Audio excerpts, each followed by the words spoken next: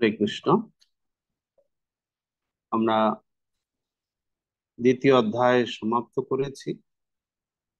72 নম্বর শ্লোকটি, এটা একটু আমরা আলোচনা করে তৃতীয় অধ্যায়ে প্রবেশ করব।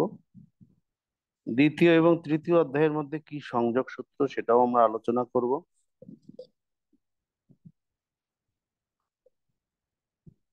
এষা ব্রাহ্মী স্থিতি পার্থ নৈনাম প্রাপ্য বিমুজ্জতি স্থিত্যা সামন্ত কালেপি ব্রহ্ম নির্বাণম মৃচ্ছতি।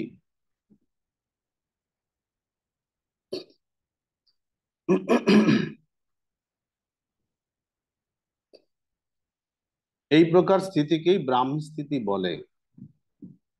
এ পার্থ, যিনি এই স্থিতি লাভ করেন তিনি মোহপ্রাপ্ত হন না।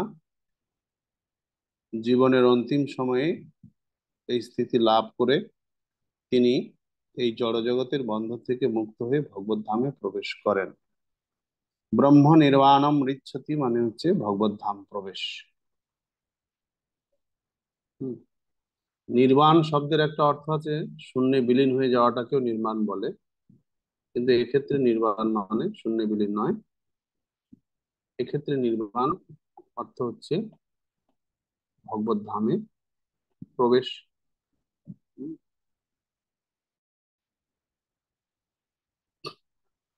আমরা যোগশিরি শুরু করছি।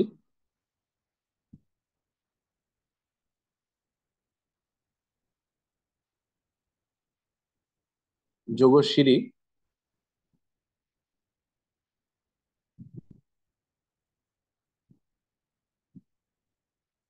ব্রাহ্মী স্থিতি বোঝার জন্য আমাদের যোগশিরি খুবই প্রয়োজন, তাই আমরা যোগশিরিটা তৈরি করছি। ভক্তি মিশ্রা কর্ম, ভক্তি মিশ্রা জ্ঞান,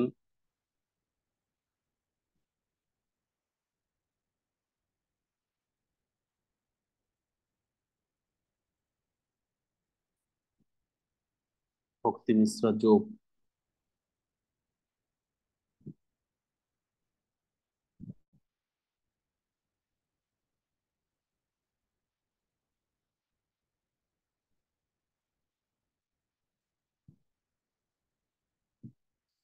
এর অর্থগুলো কণ্ঠস্থ হয়ে থাকলে খুবই ভালো। ভক্তি মিশ্রা কর্মকে বুদ্ধি যোগ বা নিষ্কাম কর্মযোগ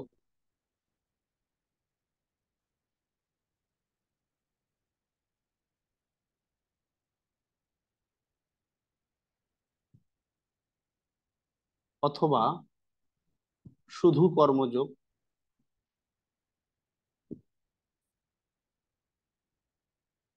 অথবা কর্ম সন্ন্যাস যোগ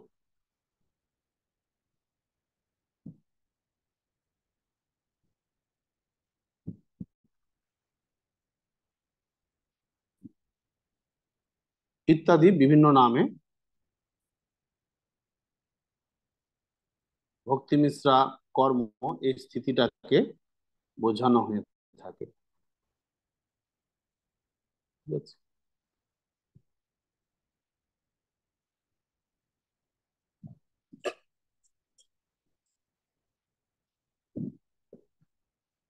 আমরা জানতে চাইবো ব্রাহ্মী স্থিতি। তো তার পূর্বে ভক্তি মিশ্রা জ্ঞান মানে হচ্ছে জ্ঞান যোগ,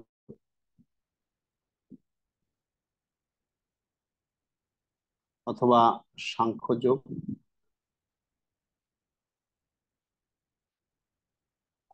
অথবা কর্মত্যাগ,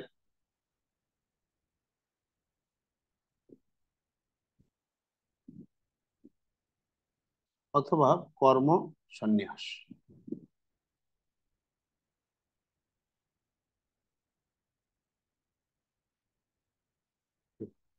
ইত্যাদি বিভিন্ন নামে এই ভক্তি মিশ্রা জ্ঞান এটাকে বোঝা হয়। আর ভক্তি মিশ্রা যোগ, ভক্তি মিশ্রা যোগ মানে অষ্টাঙ্গ যোগ।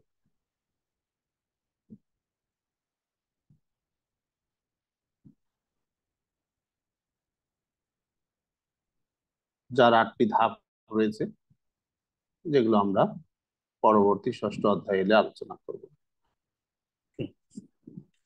তো ব্রাহ্মী স্থিতি কোনটা? এই যে কর্মযোগ, জ্ঞানযোগ বা অষ্টাঙ্গ যোগ কোনোটাই ব্রাহ্মী স্থিতি নয়। ব্রাহ্মী স্থিতি আরো অনেক ঊর্ধ্বে স্থিতি, যেটা আমরা কর্ম মিশ্রা ভক্তি,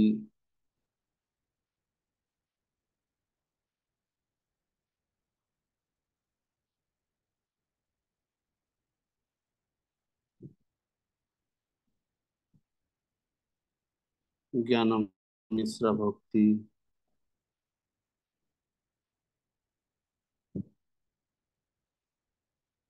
যোগ মিশ্রা ভক্তি,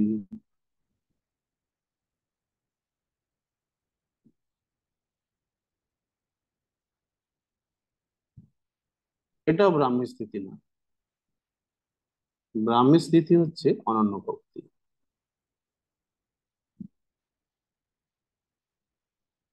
অনন্য ভক্তি বা শুদ্ধ ভক্তি, অথবা কেবল ভক্তি, কেবলা ভক্তি।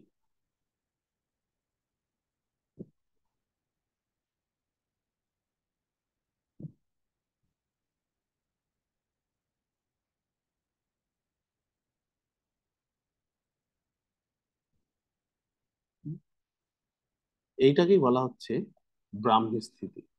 অনন্য ভক্তি, শুদ্ধ ভক্তি, কেবলা ভক্তি, এটাকে বলা হচ্ছে ব্রাহ্মী স্থিতি।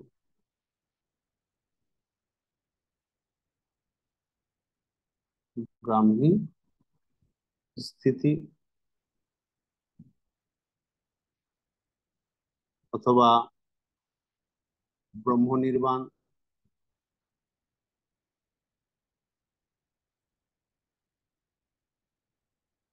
অথবা এর বিভিন্ন নাম রয়েছে।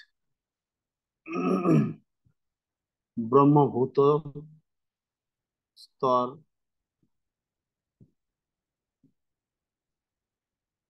ব্রহ্মভূত স্তর, অথবা এটাকে জীবনমুক্ত স্থিতিও বলা হয়, জীবনমুক্ত স্তর।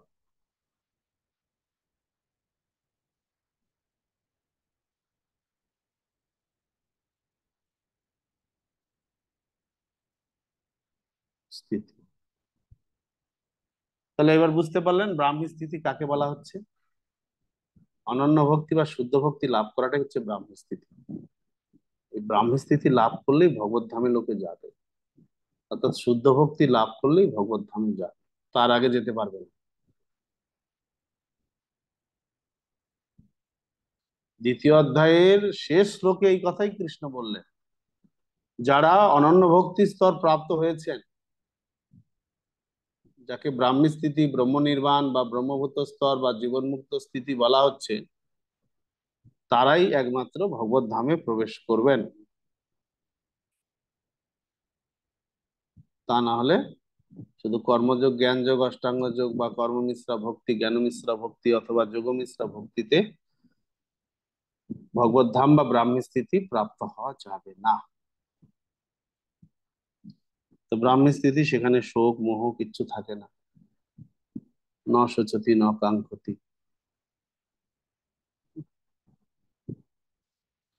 এবার আমরা আরেকটা জিনিস আলোচনা করব, যেটা এখানে ভক্তিবিনোদ ঠাকুর বলছেন শেষে তাৎপর্যে।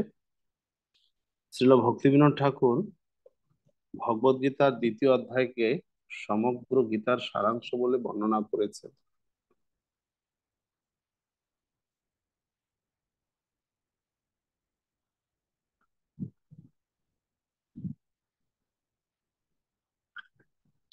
ভগবদ গীতার বিষয়বস্তু হচ্ছে কর্মযোগ, জ্ঞান যোগ ও ভক্তি যোগ। 2য় অধ্যায়ে কর্মযোগ, জ্ঞান যোগের বিশদ বর্ণনা করা হয়েছে এবং সমগ্র গীতার সারমর্ম স্বরূপ ভক্তিযোগের আভাস দেওয়া হয়েছে।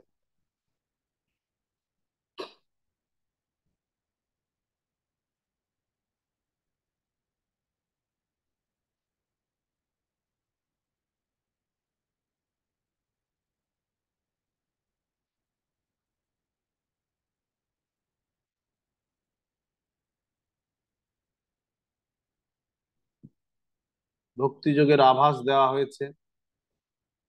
কোথায় আভাস দেওয়া হয়েছে?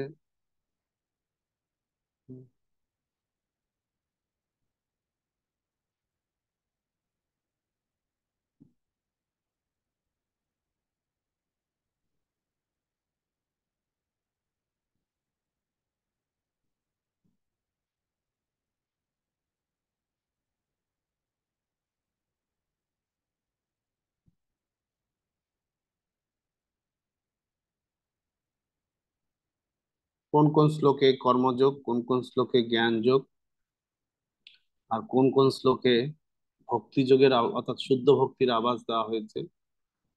হুম।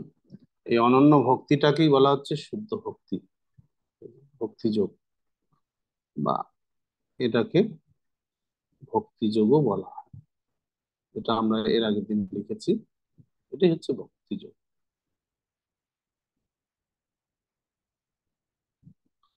এই স্থিতিটাই ভক্তিযোগ। শুদ্ধ ভক্তির স্তর লাভ করাটাই হচ্ছে ভক্তিযোগ। তো এখন প্রশ্ন হলো, ভগবদ গীতার সারমর্ম দ্বিতীয় অধ্যায়কে বলা হচ্ছে, কেন বলা হচ্ছে? প্রভুপাদ ভক্তি বিনোদ ঠাকুর কেন বলছেন?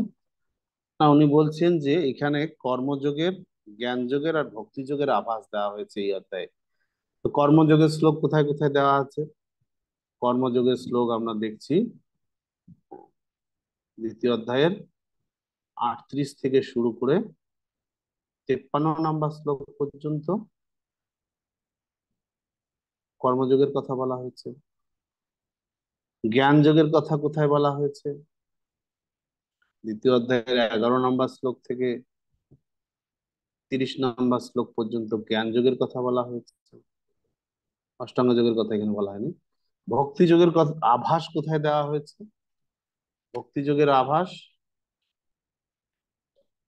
ভক্তি যোগের আভাস আমরা স্থিতপ্রজ্ঞ ব্যক্তি সম্পর্কে যে অর্জুন প্রশ্ন করেছেন সেই শ্লোকগুলিতে ভক্তি যোগের আভাস দেওয়া হয়েছে। অর্থাৎ 55 নম্বর শ্লোক থেকে 72 নম্বর শ্লোক পর্যন্ত ভক্তি যোগের আভাস দেওয়া হয়েছে। এই জন্য এখন সারাংশ আপনাদেরকে, এই প্রশ্নের উত্তরে একটা প্রশ্ন রয়েছে, প্রবন্ধ প্রশ্ন, যে কেন ভগবদ গীতাকে সমস্ত গীতার সারাংশ বলা হয়। ভক্তিবিনোদ ঠাকুর এই কয়টা কথা লিখলেই হবে না, আপনাকে ব্যাখ্যা করতে হবে যে আপনার এই যে 11 থেকে 30 নম্বর শ্লোক পর্যন্ত জ্ঞান যোগের সারাংশ যে দেওয়া হয়েছে, এই জ্ঞান যোগের বর্ণনা এর কি মুখ্য পয়েন্টটা কি আছে, শ্লোক রেফারেন্স, দু একটা শ্লোক রেফারেন্স সহ ব্যাখ্যা করতে হবে। আবার কর্মযোগে এই যে এতগুলো শ্লোক রয়েছে এর মুখ্য বিষয়টা কি সেটা ব্যাখ্যা করতে হবে। কর্মযোগের মুখ্য বিষয়টা কি? কর্মযোগ মানে হচ্ছে কৃষ্ণ ভাবনাময় হয়ে ফলের আশা না নিয়ে, অর্থাৎ কৃষ্ণের সন্তুষ্টির জন্য কর্তব্য কর্ম করে যাওয়া। লাভালাভ জয়া জয় তত যুদ্ধায় যুদ্ধস্য, অথবা কর্মণ্যে বা অধিকারস্তে মা ফলেষু কদাচন। এই শ্লোকগুলিতে কর্মযোগের কথা বলা হচ্ছে, মানে নিষ্কাম কর্মযোগের কথা। এ ব্যাখ্যা দিতে হবে। শুদ্ধ ভক্তির আভাস 55 থেকে 72 নম্বর শ্লোকে দেওয়া হলো, যে কি করে একজন স্থিতপ্রজ্ঞ ব্যক্তি তার কায় মনোবাক্য সবগুলি কৃষ্ণের সন্তুষ্টি বিধানের জন্য প্রয়োগ করেন। যেমন বলা হচ্ছে, তিনি কূর্মের ন্যায় ইন্দ্রিয় যেরকম সংযত করেন, তেমনি ইন্দ্রিয়গুলিকে তিনি ব্যবহার করেন কৃষ্ণের ইচ্ছা অনুসারে। কৃষ্ণ চাইলে তিনি সারা জগৎ নিন্দা করলেও সেই কর্ম করবেন, কৃষ্ণ না চাইলে অবশ্য করণীয় কর্তব্য কর্ম থেকেও নিজেকে বিরত রাখবেন। তারপরে উচ্চতর স্বাদ আস্বাদন করার মাধ্যমে নিম্নতর বিষয় তৃষ্ণা থেকে মানুষ মুক্ত হতে পারেন। ইন্দ্রিয় নিয়ন্ত্রণ কিভাবে করা হয়েছে, ইন্দ্রিয় নিয়ন্ত্রণ করার পন্থার মধ্যেও শুদ্ধ ভক্তির কথা বলা হয়েছে। ভক্তি যোগে ইন্দ্রিয়গুলিকে কৃষ্ণ সেবায় না লাগালে ইন্দ্রিয় নিয়ন্ত্রণ করা যাবে না। এখানে ইন্দ্রিয়গুলিকে কৃষ্ণ সেবায় লাগানো মানেই হচ্ছে ভক্তিযোগ। উম, ভক্তিযোগের আভাস। তারপরে আপনার, তিনি মানসিক জল্পনা কল্পনা করেন না, কিন্তু তিনি কৃষ্ণ কথা বলেন, যা বলেন কৃষ্ণের বিষয়ে চিন্তা করেন, কৃষ্ণের কথা বলেন, শাস্ত্র অনুসারে যুক্তি দেন।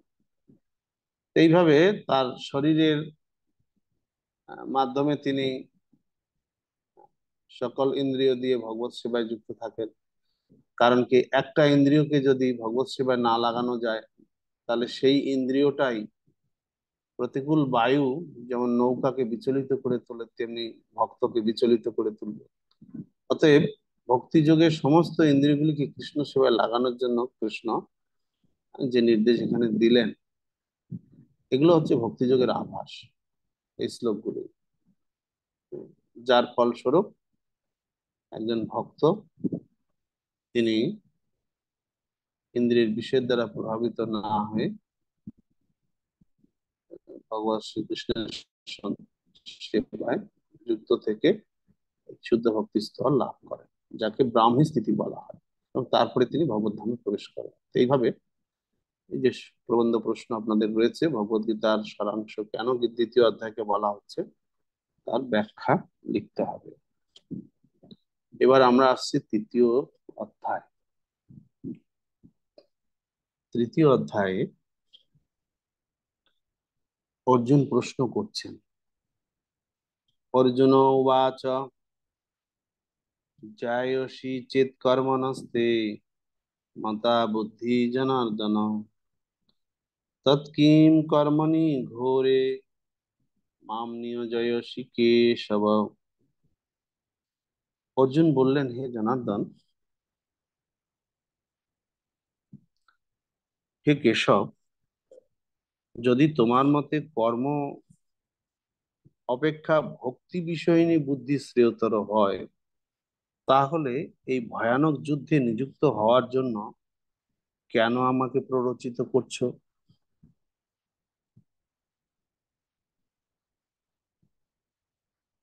তা তাৎপর্য প্রভুপাদ বিষয়টি উল্লেখ করছেন যে ইতিপূর্বেই বুদ্ধিযোগ নিয়ে অর্জুনের মনে একটা সমস্যা দাঁড়িয়েছিল। আমরা বুদ্ধিযোগ বলতে কর্মযোগকে কৃষ্ণ বুঝিয়েছেন, কিন্তু অর্জুন ভাবছেন যে বুদ্ধিযোগ মানে জ্ঞান যোগ, যেখানে কর্ম করতে হবে না, কর্ম ত্যাগ করে শুধু জ্ঞানের চর্চা করতে হবে। তো বুদ্ধিযোগ বলতে কৃষ্ণ কর্মযোগ বুঝিয়েছিলেন, অর্থাৎ নিষ্কাম ভাবে কর্ম করতে হবে। এই যে আমরা ইতিমধ্যে আলোচনা করেছি, দ্বিতীয় অধ্যায় 49 নম্বর শ্লোক খুলে দেখুন। দ্বিতীয় অধ্যায় 49 নম্বর শ্লোকে যে শ্লোকটা নিয়ে অর্জুনের এই প্রশ্নটা এসছে, যে শ্লোকটা ভুল বুঝতে গিয়ে অর্জুনের তৃতীয় অধ্যায়ের এই প্রশ্ন এসে উদয় হয়েছে। 49 নম্বর শ্লোকে কৃষ্ণ বললেন, দূরে নাহি অবরম কর্ম বুদ্ধি যোগাৎ ধনঞ্জয় বুদ্ধৌ শরণম ইচ্ছা কৃপণা ফল হেতব। দূরে নাহি অবরম কর্ম বুদ্ধি যোগাৎ ধনঞ্জয় বুদ্ধৌ শরণম ইচ্ছ কৃপণা ফল হেতব। এ ধনঞ্জয়, বুদ্ধিযোগ দ্বারা ভক্তির অনুশীলন করে সকাম কর্ম থেকে দূরে থাকো এবং এই চেতনায় অধিষ্ঠিত হয়ে ভগবানের শরণাগত হও। যারা তাদের কর্মের ফল ভোগ করতে চায় তারা কৃপণ। এই বুদ্ধিযোগ, তো অর্জুন ভাবছেন বুদ্ধিযোগ মানে জ্ঞান যোগ হবে। বুদ্ধি তো বিচারবোধ, মানে ওটা জ্ঞানের ব্যাপার। তাই বুদ্ধিযোগটাকে উনি জ্ঞানযোগ ভেবে বসে আছেন। কিন্তু কৃষ্ণ বুদ্ধিযোগকে জ্ঞানযোগ বলেননি। বুদ্ধিযোগ মানে সকাম কর্ম থেকে দূরে থাকো কথাটার অর্থ হচ্ছে নিষ্কাম ভাবে কর্ম করো, ওইটাই বুদ্ধিযোগ। সকাম কর্ম থেকে দূরে থাকো মানে কর্ম নিষ্কাম ভাবে কর্ম করতে নিষেধ করেননি। সকাম কর্ম থেকে দূরে থাকো কথাটার অর্থ হচ্ছে নিষ্কাম ভাবে কর্ম করো। আর অর্জুন ভাবলেন কর্ম ত্যাগ করতে বলেছেন, সকাম কর্ম যুদ্ধ, সুতরাং যুদ্ধ উনি ত্যাগ করতে বলেছেন। যুদ্ধ তো ফলের আশা নিয়েই করা হচ্ছে, তাই যুদ্ধটা সকাম কর্ম। তো কৃষ্ণ যেহেতু বললেন সকাম কর্ম থেকে দূরে থাকো, তাই অর্জুন ভেবে নিলেন যুদ্ধ ত্যাগ করতে বলছেন কৃষ্ণ। কিন্তু আবার যখন উনি বুদ্ধিযোগ বলতে কর্মকৌশল ব্যাখ্যা করা শুরু করলেন, এই যে ব্রাহ্মী স্থিতি লাভ করতে গেলে কিভাবে একজনকে নিরাশী নির্মম হয়ে, বিগত জড় হয়ে, মমত্ব শূন্য হয়ে যুক্ত হবে, যুক্ত হতে হবে, ইন্দ্রিয়গুলিকে যুক্ত করতে হবে ভগবত সেবায়, এটা যখন উনি শুনলেন তখন ওনার আবার মাথাটা ঘুরে গেল। তাহলে বুদ্ধিযোগের মানেটা কি? বুদ্ধিযোগের মানেটা কি? বুদ্ধিযোগের মানে হচ্ছে নিষ্কাম কর্ম। কিন্তু অর্জুনের বুঝতে অসুবিধা হলো। অর্জুন বুঝতে পেরেছেন বুদ্ধিযোগ মানে কর্মত্যাগ বা জ্ঞান যোগ। এই জন্য উনি এই 3 নম্বর অধ্যায়ের প্রথম শ্লোকেই এটা বললেন। তোমার মতে যদি কর্ম অপেক্ষা ভক্তি বিষয়নী বুদ্ধি শ্রেয় হয়, তাহলে আমাকে ভয়ানক যুদ্ধে কেন নিযুক্ত করছো?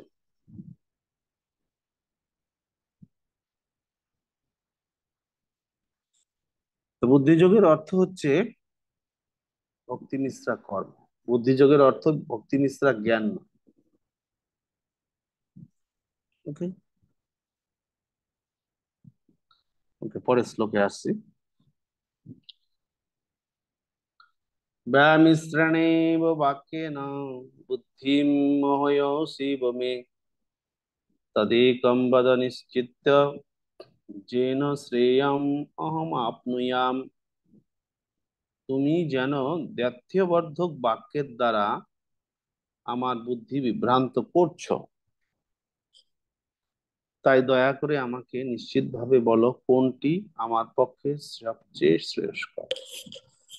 অর্থাৎ অর্জুন এবার বলতে চাইছেন এই যে দুটি পন্থা, এই দুটি পন্থার মধ্যে কোনটা সর্বশ্রেষ্ঠ আমাকে বলো। কোন দুটি পন্থা?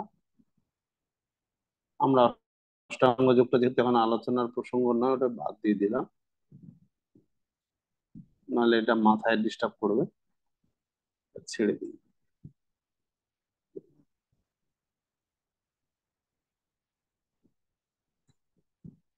দুটি পন্থা, এই যে দুটো পন্থা, ভক্তি নিষ্ঠা কর্মের পন্থা আর ভক্তি নিষ্ঠা জ্ঞানের পন্থা, অনন্য ভক্তি স্তরে উঠতে গিয়ে এই দুটি পন্থার মধ্যে কোনটা শ্রেয় আমাকে বলো।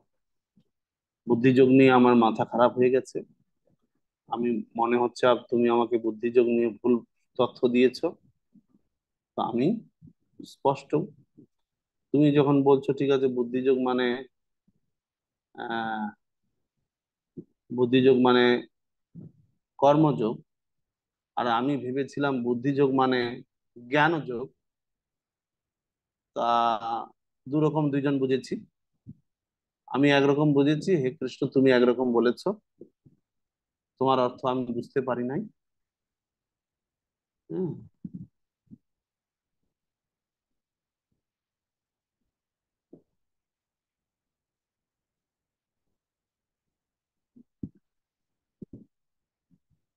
তাহলে কোন পন্থাটা শ্রেষ্ঠ বলো? বুদ্ধিযোগ মানে কি কর্মযোগ না জ্ঞান যোগ? তুমি বলছো কর্মযোগ, আমি ভাবছি জ্ঞান যোগ। তাহলে ঠিক আছে বলো, এই দুটো রাস্তার মাধ্যমে যেহেতু অনন্য ভক্তি স্তরে যাওয়া যায়, কোনটা আমার পক্ষে শ্রেয়স্কর? অর্জুন পার্সোনালি জানতে চেয়েছেন আমি কোনটা করব। আমি অত বুদ্ধি টুদ্ধি মানে জানি না, বুদ্ধিযোগের অর্থ আমি জানতে চাই না। আমাকে বলো জ্ঞান যোগের পন্থায় আমি অনন্য ভক্তি স্তরে উঠবো, ভক্তি মিশ্রা জ্ঞানের পন্থায়, নাকি আমি ভক্তি মিশ্রা কর্ম, কর্ম মিশ্রা ভক্তি এই রাস্তাতে গিয়ে অনন্য ভক্তি স্তরে যাব? কোনটা আমার পক্ষে ভালো হবে বল। হম। কোনটা ভালো হবে আমাকে বল, আমি এটা স্পষ্ট করে জানতে চাই। আমি এখন আপনাদের সামনে একটা প্রশ্ন রাখছি, কোনটা ভালো হবে আপনারা আমাকে বলবেন। হুম। মনে করুন আপনি হরিনাম জপ করছেন সন্ধ্যার সময়, একটু হেঁটে হেঁটে জপ করছেন, প্রচন্ড মশা আপনাকে কামড়াচ্ছে, মানে মশায় চোটে আপনি এক জায়গায় দাঁড়াতেও পাচ্ছেন না, আবার বসতেও পারছেন না। ঠিক আছে, মানে ক্রমান্বয়ে আপনাকে হাঁটতে হচ্ছে। হাঁটলে একটু মশা লাগে না, কিন্তু এক জায়গায় যেই দাঁড়িয়ে যাচ্ছেন অমনি মশা লেগে যাচ্ছে। তা এই যে আপনি জব করছেন হেঁটে হেঁটে, বসলে তো আরো মশা বেশি কামড়াবে। আরেকটা অপশন আছে আপনার জবের, যে আপনি ঘরে ঢুকুন, বিছানায় মশারি খাটান, তারপরে তার ভিতরে বসে জব করুন। তা আপনি কোনটা পন্থায় জব করতে চাইবেন বলুন? মশারির ভিতরে বসে জব করতে চান, না মশারির বাইরে থেকে মশার কামড় খেয়ে জব করতে চান, কোনটা? মানে কোনটা ভালো মনে করেন আপনার জন্য আপনি?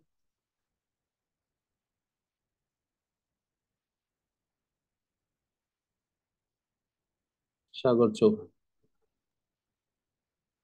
হরে কৃষ্ণ প্রভু, দণ্ডবাদ প্রণাম। আমার ক্ষেত্রে বিছানার মধ্যে মশারি থেকে জব করাই শ্রেয়। যদি ঘুমিয়ে যাও? না প্রভু, ঘুমানোর কোনো অপশন নেই, শুধু জব মানে বসে আহ জবের প্রতি ধ্যান দিয়ে জব করলে ঘুম আসবে না তো। যদি আমি ঘুমানোর মতো করে যদি জব করি তাহলে তো ঘুম আসবেই। আচ্ছা, বাইরে জব করলে অসুবিধা কোথায়? বাইরে তো বরঞ্চ ঘুমিয়ে আসবে না, দাঁড়িয়ে গেলে বাইরে মশা এই যে কামড়াবে। প্রতিকূল সৃষ্টি করছে জবের, মনোযোগ নষ্ট হচ্ছে। হুম। আচ্ছা, আপনারা যারা চুপচাপ শ্রোতা আছেন, আপনাদের কি মত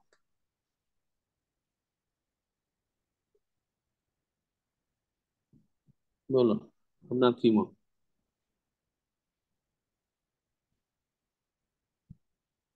চয়নিকা, বলুন। সরকার, আইগন করুন। হরে কৃষ্ণ বাবু, প্রণাম। জব বলুন। বসে করলে মশারি কামড়ালে হেঁটেও করা যাবে। আপনি হেঁটে জব করতে চান? হ্যাঁ, হেঁটেও করা যায়, হেঁটে করলে ঘুম পায় না সকাল টাইমটায়। আর মশারির ভিতরে করলে? মশারি করলে করলে তো বিছানায় থাকে প্রভু, বিছানায় তো ঘুম পাবেই। আচ্ছা, তার মানে আপনি মশারির ভিতর করতে চান না?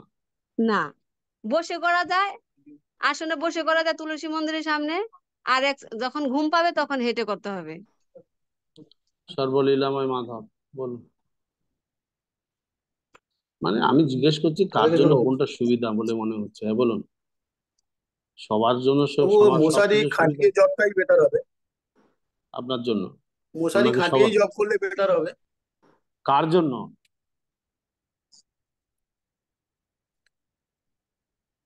কার জন্য, আপনার জন্য নাকি সবার জন্য মশারি বলছেন? খাটিয়ে জব করলে প্রভু অনেক সবার পক্ষে আমার মনে হয় বেটার মশারি খাটিয়ে জব করা। ওটা আনুকূল্যেই থাকবে। আমি যেখানে বুঝতে পারছি বাইরে থাকলে মশা কামড়াবে, তাহলে জেনে হুম। শুনেই তো আমি জবটা নেগেটিভে নিয়ে যাচ্ছি। আমার যেটা আচ্ছা। আনুকূল্যে থাকবে বোধহয় মশারি খাটিয়ে ভিতরে জবটা। আচ্ছা। হুম। বিমান কুমার, হরে কৃষ্ণ প্রভু প্রণাম। আমার বলুন। মতে মশারি খাটিয়ে করাটা হবে, কারণ যদি রাস্তাতে ঘুরি বা বাগানে যদি জব করি, মশা যদি কামড়ায় তো আমার তো প্রত্যেকটা মুহূর্তে মশার প্রতি ধ্যান থাকবে। আমার জবের প্রতি কোনো নির্দিষ্ট সংখ্যা মানে নির্দিষ্ট ভাবে যে জব করব, মনোযোগটা থাকবে না, মনোযোগটা বারবার বিঘ্ন ঘটবে, তাই জন্য আমি মশারি খাটিয়েই করবো। হুম। সুমিত্রা শ্রীদাম। হরে কৃষ্ণ, ধন্যবাদ প্রণাম। তো আমার এখানে মনে মনে হয়েছে বসে মশারির ভিতরে বসে করলে মনোযোগটা থাকবে, আর বাইরে হেঁটে হেঁটে করলে মনোযোগটা বিঘ্ন হতে পারে। তবে আমার কাছে এই হেঁটে হেঁটে করাটাই ভালো, মানে আমার পার্সোনালি বসে করলে ঘুম পায়, মানে হেঁটেটা আমি বেশি ফলো করি। কিন্তু এখানে মনে হচ্ছে যে বসে করাটা সবার জন্য আচ্ছা। সুবিধা। প্রেমানন্দ হরিকীর্তন, বল। হরে কৃষ্ণ প্রভুজি, দণ্ডবোধ প্রণাম। আহ, হুম। বিছানাতে মশারি খাটিয়ে জব করাটা অধিক শ্রেয়স্কর। আর বাইরে যদি হেঁটে বা বসে জব করা যায় তাহলে মশা তো কামড়াবে। আর সেই ক্ষেত্রে মশা তাড়ানোর যদি তাড়াতে যায় তাহলে মশা মারা যেতে পারে। তাহলে জব হুম। করে যে পুণ্যটা হবে তার থেকে পাপটা বেশি হতে পারে। হুম। ঠিক, এটা ভালো কথা বলেছেন তো। আচ্ছা, হরে কৃষ্ণ। মালিনী, করুণা মধ্যে। হরে কৃষ্ণ প্রভুজি। প্রভুজি, দুটো দিক থেকে সুবিধা অসুবিধা আছে। মশারির ভেতর বিছানায় বসলে বিছানা তমগুণের লক্ষণ, তো হুম সেখানে বসে থাকা করাটা কতটা ঠিক হবে আমি জানি না। আমি তো হুম হুম। করবোই না বিছানায়। হ্যাঁ, খালি জায়গায় যদি মশারি টাঙ্গিয়ে করি সেটা আলাদা কথা। ও আচ্ছা আচ্ছা। হুম হ্যাঁ, হেঁটে যদি করা যায় তাহলে মশার কামড় থেকে হয়তো বাঁচা যাবে, কিন্তু মনটা বিক্ষিপ্ত হবে হুম সেখানে। বা হাত হয়তো চলে গেল, মশা বসে পড়লো, তখন আবার জীব হত্যা হয়ে যাবে। হুম হুম কিন্তু হুম। আমি সাধারণত বসেও করি, আবার একটু হেঁটে হেঁটেও করি, আমার পার্সোনালি যেটা হয় সকালবেলা আচ্ছা। ঘুম পেলে। না তো বসে করাটাই প্রেফার করি বেশি। হুম। হরে কৃষ্ণ। তার নানা মুনির নানা মত আপনাদের বুঝতে পারছি। কেউ বলছেন বসে করবেন, কেউ বলছেন হেঁটে করবেন। দুদিকে দুটো সাইড এফেক্ট দেখাচ্ছেন।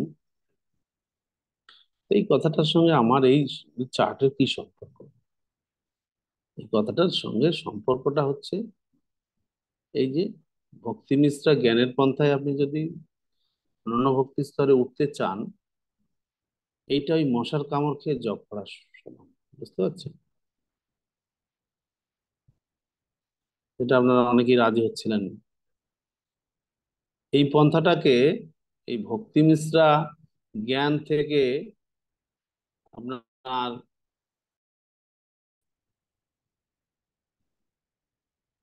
জ্ঞান মিশ্রা ভক্তি হয়ে অনন্য ভক্তি স্তরে যাওয়ার এই পন্থাটাকে তুলনা করা হচ্ছে মশার কামড় খেয়ে জপ করা।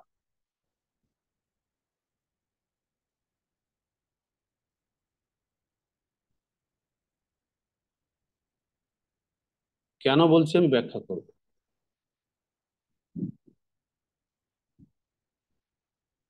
ঠিক আছে? আর বাকিটা তো মশারির ভিতরে যাবো, ওটা আর লেখার দরকার নেই। মশারির ভিতরে জপ মানে আপনি সুখে বসে জপ করুন।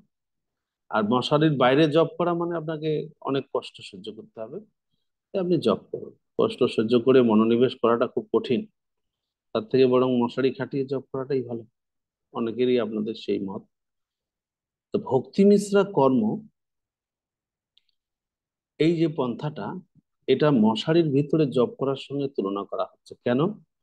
না, এই পন্থাতে আপনি আপনার ইন্দ্রিয় সুখ ভোগ করতে পারেন।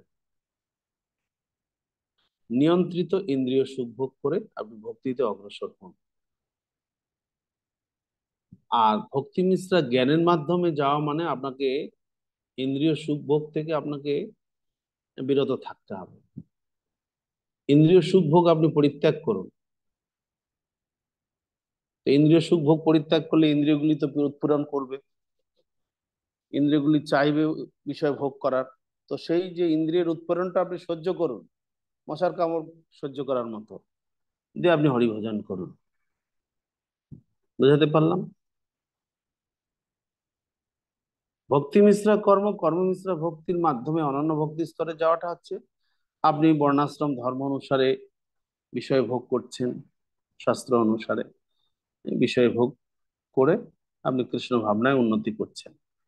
আপনি গৃহস্থ জীবনে গেলেন, ইন্দ্রিয় সুখ ভোগ করছেন, আবার নিয়ন্ত্রিত ইন্দ্রিয় সুখ ভোগের মাধ্যমে আপনি হরিভজন করে অগ্রসর হচ্ছেন।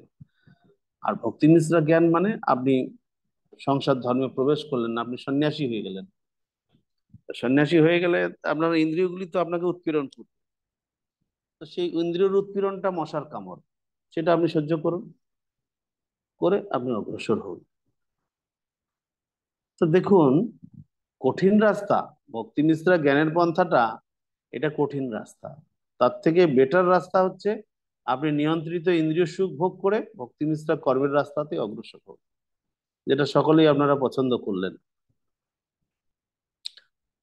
এই জন্য একটা নির্দিষ্ট স্থিতিতে না আসলে, ভক্তি মিশ্রা জ্ঞানের পন্থায় যদি কেউ অগ্রসর হতে চান, তাহলে কিন্তু তার পতন হতে পারে।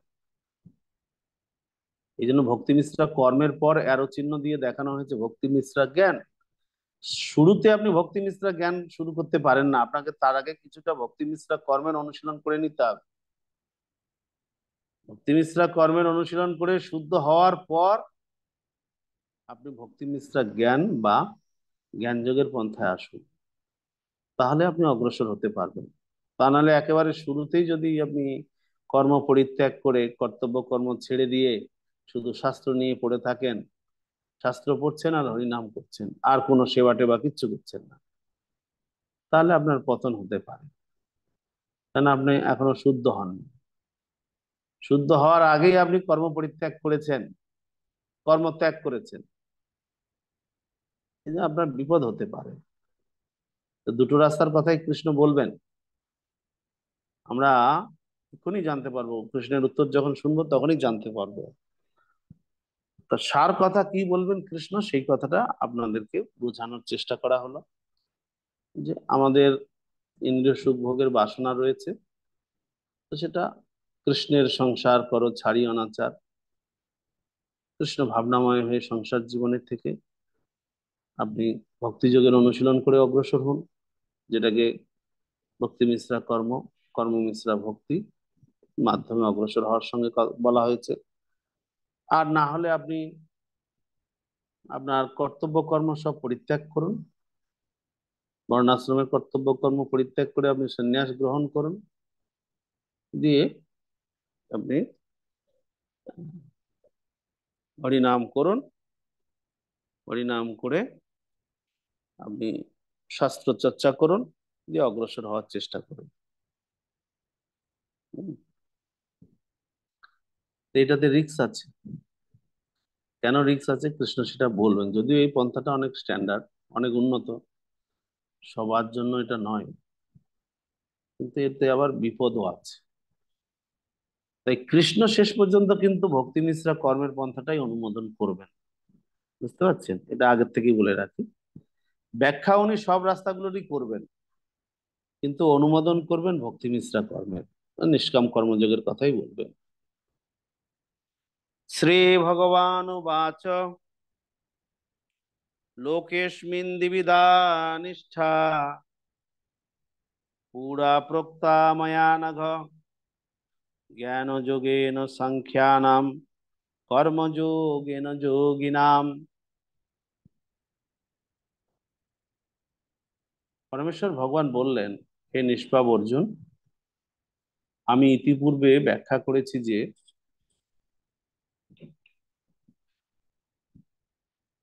দুই প্রকার মানুষ আত্ম উপলব্ধি করতে চেষ্টা করে। কিছু লোক অভিজ্ঞতালব্ধ দার্শনিক জ্ঞানের আলোচনার মাধ্যমে নিজেকে জানতে চান, আবার অন্যেরা তা ভক্তির মাধ্যমে জানতে চান। তা ভক্তি মিশ্রা কর্মের মাধ্যমে কেউ নিজেকে জানতে চান বা ভগবানকে জানতে চান, আর কেউ ভক্তি মিশ্রা জ্ঞান বা দার্শনিক জ্ঞানের মাধ্যমে নিজেকে জানতে চান। দুটো রাস্তা কথা কৃষ্ণ বললেন, দুটো রাস্তা আছে। কেউ কর্মের মাধ্যমে জানতে চান, কেউ জ্ঞানের মাধ্যমে জানতে চান। তো দুটো রাস্তা আহ মধ্যে কি সম্পর্ক সেটা এখানে ব্যাখ্যা করা হয়েছে।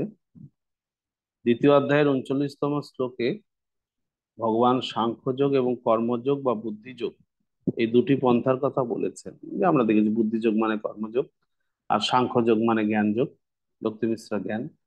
ঠিক আছে। সাংখ্যযোগ জড় ও চেতন, চেতন ও জড়ের প্রকৃতি বিশ্লেষণমূলক বিষয়বস্তু। যে সমস্ত মানুষ পরীক্ষা নিরীক্ষা করে দার্শনিক তত্ত্বের মাধ্যমে জ্ঞান আরোহণ করতে চায়, তাদের বিষয়বস্তু হচ্ছে এই সাংখ্যযোগ। অন্য পন্থাটি হচ্ছে কৃষ্ণ ভাবনা বা বুদ্ধিযোগ, যা দ্বিতীয় অধ্যায়ে 61তম শ্লোকে ব্যাখ্যা করা হয়েছে। ভগবান 39তম শ্লোকেও ব্যাখ্যা করেছেন যে এই বুদ্ধিযোগ বা কৃষ্ণ ভাবনা অনুশীলন করলে অতি সহজেই কর্মবন্ধন থেকে মুক্ত হওয়া যায়, এবং অধিকন্তু এই পন্থায় কোনো ত্রুটি নেই। 61তম শ্লোকেও ব্যাখ্যা করা হয়েছে যে ভগবান শ্রীকৃষ্ণের উপর সম্পূর্ণ নির্ভর করাই হচ্ছে বুদ্ধিযোগ, এবং তার ফলে দুর্দমনীয় ইন্দ্রগুলি অতি সহজেই সংযত হয়। তাই দুটি যোগেই ধর্ম এবং দর্শন রূপে একে অপরের উপর নির্ভরশীল। যেমন ধরুন, আপনি যদি ভক্তি মিশ্রা জ্ঞান বা জ্ঞান যোগের পন্থা অনুশীলন করতে চান, তাহলে কিন্তু আপনাকে আগে বুদ্ধিযোগ বা নিষ্কাম কর্মযোগের অনুশীলন করে কিছুটা শুদ্ধ হতে হবে। তা নাহলে কিন্তু আপনি জ্ঞান যোগের পন্থা বা ভক্তি নিষ্ঠা জ্ঞানের পন্থাটা অনুসরণ করতে পারবেন না।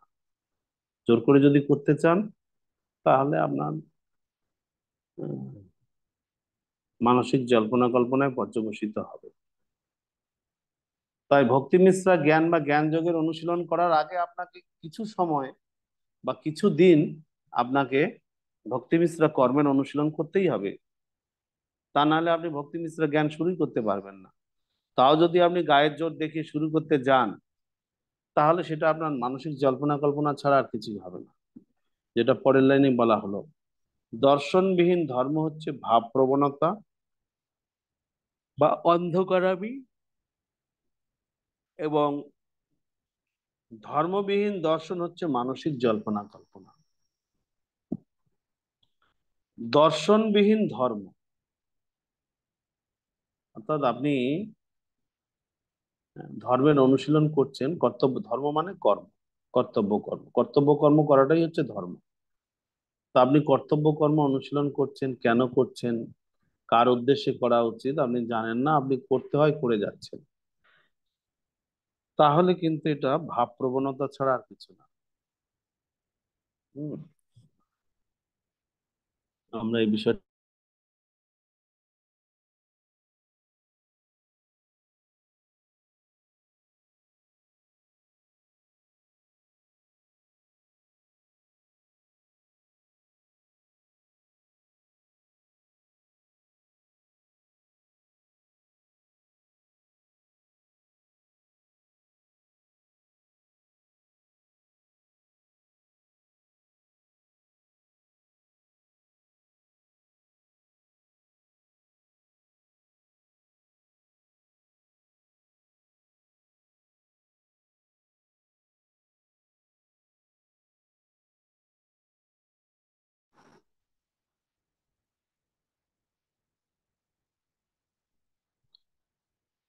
পুরো লেখাটা ডিলিট হয়ে গেল, ডিসকানেক্ট হয়ে গেল লাইন। যেটা বলছি,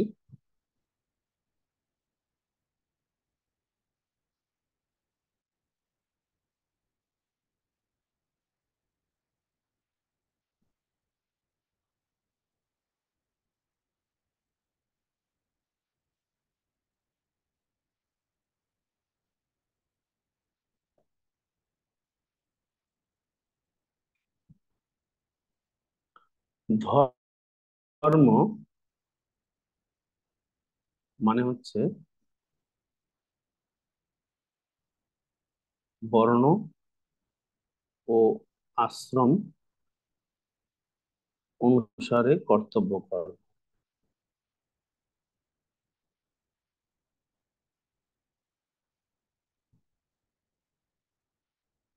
ঠিক আছে। আর আরেকটা এখানে বলা হলো,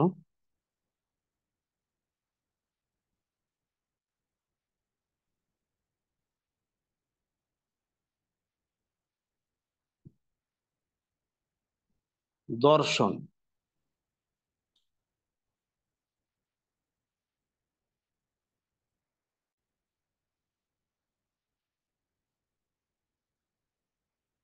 দর্শন কথাটার অর্থ হচ্ছে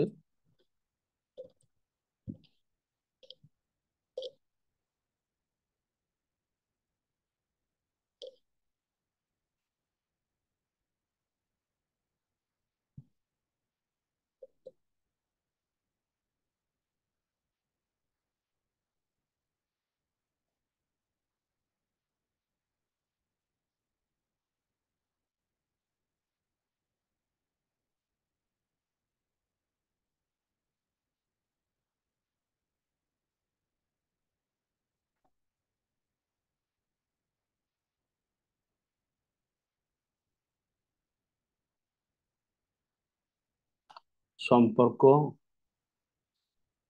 পরমেশ্বর ভগবান জীব প্রকৃতির মধ্যে সম্পর্ক এবং ইত্যাদি সম্পর্ক জানা। ঠিক আছে, এগুলোকে দর্শন বলা হয়। তো এখন দর্শন এবং ধর্ম দুটোর উপরই নির্ভরশীল। পরস্পরের উপরে নির্ভরশীল, তা না হলে সেটা মানসিক জল্পনা কল্পনা, আর একটা হচ্ছে ভাব প্রবণতা। তো প্রথম বলা হলো ধর্মবিহীন দর্শন।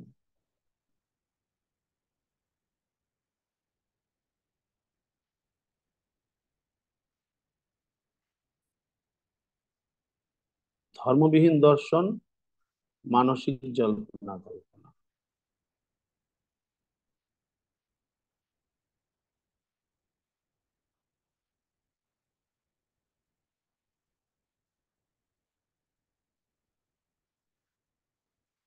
আর দর্শনবিহীন ধর্ম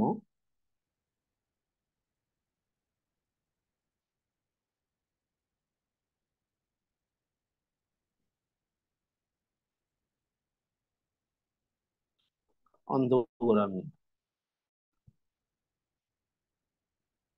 অন্ধগোড়ামি, গোড়ামি, ঠিক আছে, অন্ধগোড়ামি বা ভাব প্রবণতা।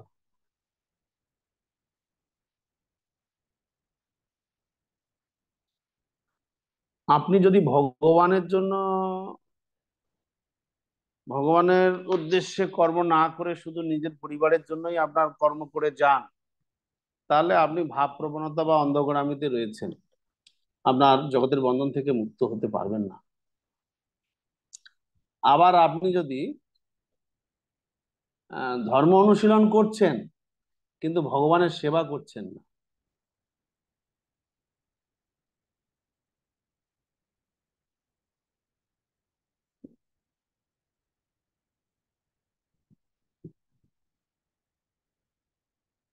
অর্থাৎ আপনি ভগবত সেবা ব্যতি রেখে, সরি, আপনি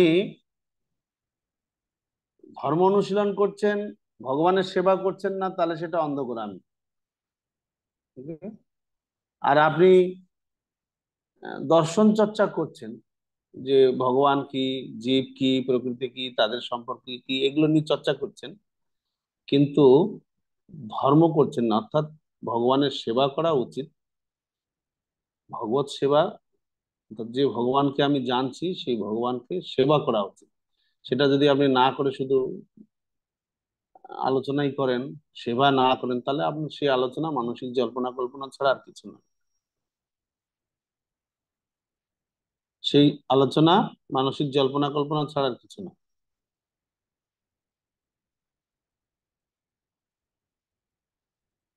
তো এই জন্য শুধু শাস্ত্র চর্চা করলেই হবে না, আপনাকে ভগবানের সেবায় যুক্ত হতে হবে,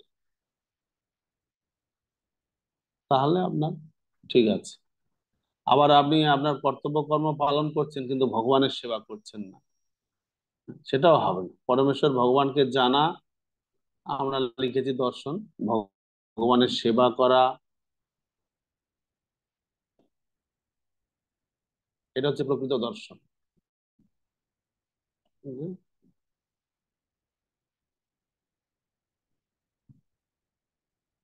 প্রকৃত ধর্ম হচ্ছে কৃষ্ণ ভাবনাময় হয়ে কর্তব্য কর্ম করাটাই হচ্ছে প্রকৃত ধর্ম।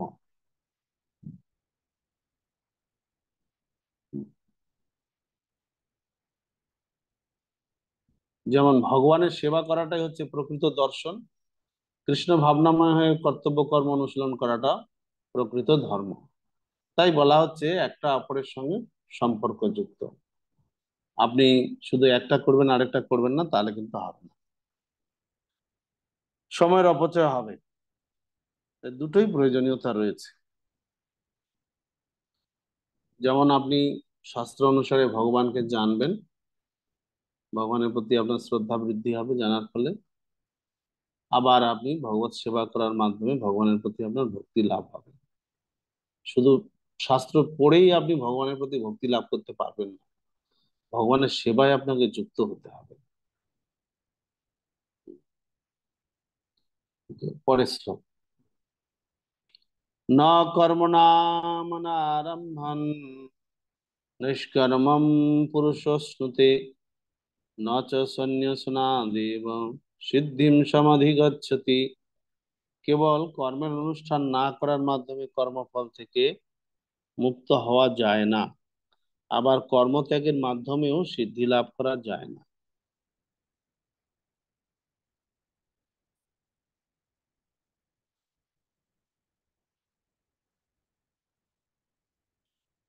কর্ম ত্যাগ করলেই যে কর্মফল থেকে মুক্ত হবেন তা কিন্তু নয়। কেন?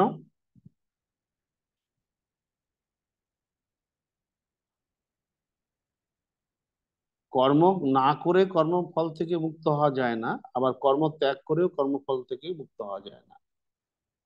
মানে কর্ম না করাই তো কর্মত্যাগ। তো এটার মাধ্যমে কর্মফল থেকে মুক্ত হওয়া যায় না। কিরকম? যেমন ধরুন, আমরা সাধারণত জানি নো ওয়ার্ক নো, কাজ নাই বেতন নাই। No work no payment. কাজ করুন বেতন পাবেন। তো এই ফর্মুলা যদি আপনি ধরেন যে আমি কাজ করলাম না, বেতনটা হচ্ছে প্রতিক্রিয়া, কর্মের প্রতিক্রিয়া হচ্ছে বেতন। আপনি যে যে কাজ করছেন তার প্রতিক্রিয়াটা হচ্ছে তার আহ, কর্মফল। কর্মফলটা হচ্ছে কর্মের প্রতিক্রিয়া। যেমন চাকরি করলে কর্মফল হচ্ছে বেতন, ব্যবসা করলে কর্মফল আপনার প্রফিট, যেটা চাষবাস করলে কর্মফল আপনার যে ধান চাল যেগুলি আপনি চাষবাস করেছেন সেগুলো, এবং বিক্রি করে আপনি শেষ পর্যন্ত অর্থই পেতে পারেন। এগুলো হচ্ছে প্রতিক্রিয়া। যে কর্মটা করছি তার প্রতিক্রিয়া। আপনি গাছ লাগালেন, ফলই হলো না, তো প্রতিক্রিয়া পেলেন না। প্রতিক্রিয়া আসে জন্যই তো আমরা সুখ পাই বা দুঃখ পাই। কোনো একটা কাজ করে যখন আমরা প্রতিক্রিয়াটা পাই ফলস্বরূপ, সেটা দুঃখ হতে পারে, সুখও হতে পারে। তো এখানে কর্মফল থেকে মুক্ত হওয়া যাবে না। আপনি যদি বলেন আমি রান্না করব না, তাহলে আমি এই রান্না করলে অনেক রকমের পাপ হয়। রান্না করলে অনেক রকমের পাপ হয়, আমরা দেখবো, এই অধ্যায়ে আলোচনা করব কিরকম রান্না করলে অনেক রকমের পাপ হয়। এই যে আপনি গ্যাস জ্বালাবেন, গ্যাসের আগুনে অনেক জীবাণু মারা যাবে, বুঝতে পারছেন? ওটা আপনার পাপ। ওই ক্লিক টিক করে জ্বালালেন আর গ্যাস ধপ করে জ্বলে উঠলো, ব্যাস শুরু হয়ে গেল আপনার পাপের প্রক্রিয়া, স্টার্ট হয়ে গেল। যতক্ষণ গ্যাস জ্বলবে ততক্ষণ জীবাণু মরবে, ততক্ষণ আপনার পাপ হতেই থাকবে। না, রাঁধুনিরা কি তাহলে রেডিমেড রান্না খাবেন? না রে বাবা, আজ থেকে আর রান্না করবো না, রেডিমেড অর্ডার দেবো, তাহলে আমাকে আর পাপ করতে হবে না। কিছু কিছু পাপ আছে, এগুলো অবশ্যম্ভাবী, হবেই, কিছু করার নাই। যেমন অনেকে আমাকে বলেন যে প্রভু, উফ, এত আরশোলা, রান্নাঘরটা ভরে গেছে, এখন স্প্রে না করে পারছি না। স্প্রে করলেই মরে যাবে। আরশোলা মারা ওষুধ স্প্রে করলেই তো আরশোলা মরে যাবে। তারপর অনেকে আমাকে বলেন প্রভু, এত ইঁদুর, কি করি বলুন তো? রান্নাঘরে ইঁদুর। তো ইঁদুরের উৎপাত হলে তো আপনাকে ইঁদুর ধরার যন্ত্র আনতে হবে, নাহলে ইঁদুর মারার ব্যবস্থা করতে হবে। আমাকে একসময় পূজারি, এই গর্নিতে ভজন কুটিরের পূজারি বাড়ি গেছেন, তা এখন ওই পূজা কে করবে কে করবে, তা আমি একটু হেল্প করতাম রাত্রিবেলা, ভগবানের মোছামুছি করা। পূজারি তো ভগবানকে ড্রেস করতেন, বাকি যে কাজকর্মগুলোতে একটু সহায়তা করতাম। তো পূজারি বললো যে আমি কয়েকদিনের জন্য যাব, আপনি এটা ভোগও লাগাবেন, আর বা শয়ন টয়ন তো এমনিতেই দেখছেন সব, আপনি তো এমনিতে হেল্প করেনি, যে পুরোটাই করবে। তা আমি বললাম না, আমি তো, আপনি বললে তো হবে না, আপনার ম্যানেজার যে আছেন ওনাকে বলতে হবে। তো ম্যানেজার আমাকে বললেন, পূজারি ডিপার্টমেন্টের ম্যানেজার। একদম ঠিক আছে, ভোগ লাগাই রাত্রিবেলা। গণিতাইকে লুচি পুরি ভোগ লাগানো হয়। লুচি না, পুরি, পুরি, সবজি, তারপরে আর কি থাকে, কেক থাকে, আর কিছু থাকে, ভুলে গেছি অনেকদিন কি কি থাকে। তা কি হয়, ওই ঘন্টি নাড়িয়ে বেরিয়ে এলে একটা লেংটি ইঁদুর বেরিয়ে এসে টুক করে ওই সবজি কামড়াবে, সবজির আলু ফেলে দেবে, আর না হলে পুরি একটু কামড়াবে। বুঝতে পারছেন?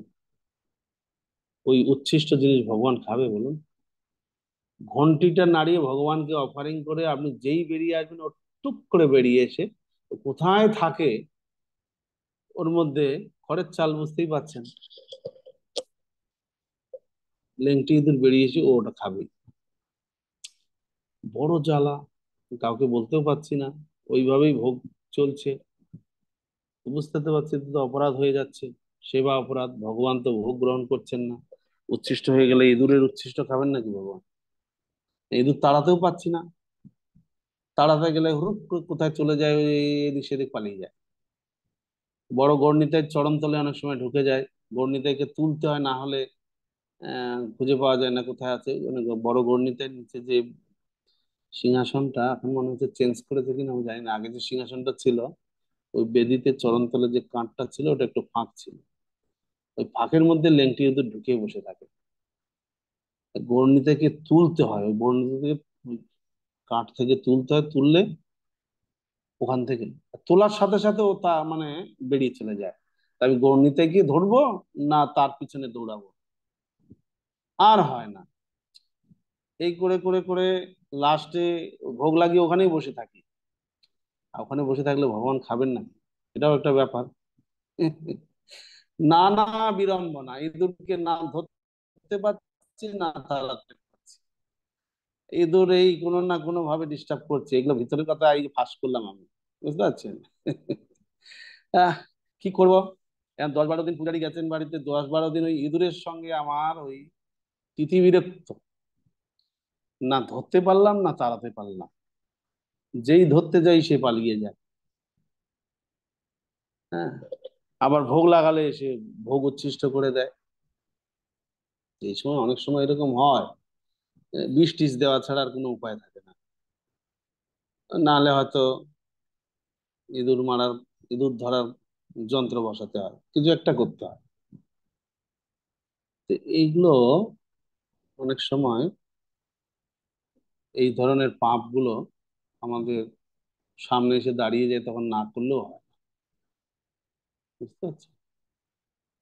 তো মাতাজিরা যারা রান্নাঘর পরিষ্কার পরিচ্ছন্ন নয়, অনেক কিছু জিনিসপত্রে ভরা, তাদের তো তেলাপোকা, আরশোলা, এ তো থাকবেই। তো পরিষ্কার পরিচ্ছন্ন করতে গেলে হয় বিষ দিতে হবে, নাহলে কিছু করতে হবে, স্প্রে করতে হবে, মারতে হবে। ওই যে পাপ যাবে কোথায়? আপনি যে ঘর ঝাড়ু দিচ্ছেন, ওই ঝাড়ুর আঘাতে অনেক জীবাণু মারা যায়, ওটা আপনার পাপ হচ্ছে। কার বেশি পাপ হয় এবার বাড়িতে চিন্তা করুন। এরপরে আপনি যে ওই খালি গ্লাসে জল ঢালছেন, ওই খালি গ্লাসের মধ্যে অনেক জীবাণু থাকে, যে জল ঢেলে আপনি ভর্তি করছেন, ওই জলের আঘাতে কিছু জীবাণু মারা যায়, গেল পাপ হলো। এরপরে আপনি মশলা গ্রাইন্ডিং করছেন বা পেশাই করছেন শিলনোড়ায়, ওতে অনেক জীবাণু মারা যায়, আপনার পাপ হচ্ছে। তো ভাবতে পারেন, তাহলে প্রভু আমরা আর গ্রাইন্ডিং এ করবো না, একেবারে গুঁড়ো মশলাই নিয়ে আসবো। গুঁড়ো মশলা আনলো, যেই ফ্যাক্টরিতে গুঁড়ো করা হয়েছে ওখানে তো হয়েছে, ওখানে তো মারা যাচ্ছে। যত প্যাকেট আনবেন তত পাপ আপনার, বুঝতে পারছেন? ওটা তো যে গ্রাইন্ডিং করেছে তার তো একবার পাপ হয়েছে, তারপরে আপনি যেহেতু কিনে নিয়ে এসেছেন, ওর পাপের ভাগীদার আপনি। তো এইভাবে দেখা যাচ্ছে রাস্তায় যে আমরা হাঁটছি, সে হাঁটি, বাইক চালাই, সাইকেল চালাই, টোটো, অটো, রিক্সাতে যেখানেই যাই, তার চাকার তলায় পড়ে যারা মারা যাচ্ছে তার পাপের ভাগ আমাকে দিতে হবে। আপনি হয়তো 4 হুইলারে যাচ্ছেন, আপনি হয়তো বাসে যাচ্ছেন, আপনি হয়তো ট্রেনে যাচ্ছেন, আপনি হয়তো সাইকেলে যাচ্ছেন, আপনি হয়তো স্কুটি অনেক বেরিয়ে স্কুটিতে যাচ্ছেন, বা টোটো রিক্সাগুলো হয়েছে ইজি বাইক, সেগুলোতে যাচ্ছেন, যেটাতেই যান, তার টাকার তলে যারা পড়ে মারা যাচ্ছে তার পাপের ভাগ আপনাকে নিতে হবে। আর যতজন যাত্রী আছে ততজন ভাগীদার হবে। চালক তো হবেনই, তার সাথে সাথে আপনারাও হবেন। দেখুন দেখি, কিন্তু পাপ থেকে মুক্ত হতে গেলে তো ঘর থেকে বেরোনো উচিত না। বা বিছানার উপরেই বসে থাকবেন, শুধু অর্ডার দেবেন, এখানেই দিয়ে যাও, খেয়ে দিয়ে থালা দিয়ে দেবেন, ধুয়ে টুয়ে হাত ধুয়ে নেবেন, তাহলে বোধহয় পাপ থেকে আপনি কিছুটা বাঁচতে পারেন। অবশ্যম্ভাবী কিছু পাপ কর্ম আছে যেগুলো হবেই।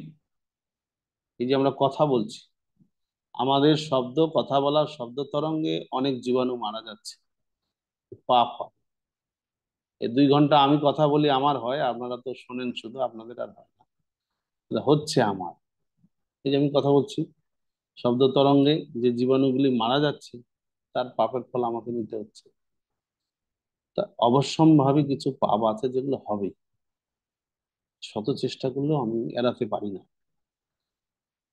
তো এই জন্যই বলছেন, কেউ যুক্তি দেখাতে পারেন, তাহলে আমি আর কাজ করব না, তাহলে আর পাপ হবে না। যেটা কৃষ্ণ এখানে বললেন, যে কর্মের অনুষ্ঠান না করে কর্মফল থেকে মুক্ত হওয়া যাবে না, কর্মত্যাগের মাধ্যমে সিদ্ধিও লাভ করা যাবে না। কেন? আমি যদি কাজ না করি আমার প্রতিক্রিয়া আসবে না। আমি যদি রাস্তায় না হাঁটি তাহলে পায়ে চাপা পড়ে কেউ মারা যাবে না, তাহলে আমার পাপ হবে কোথা থেকে?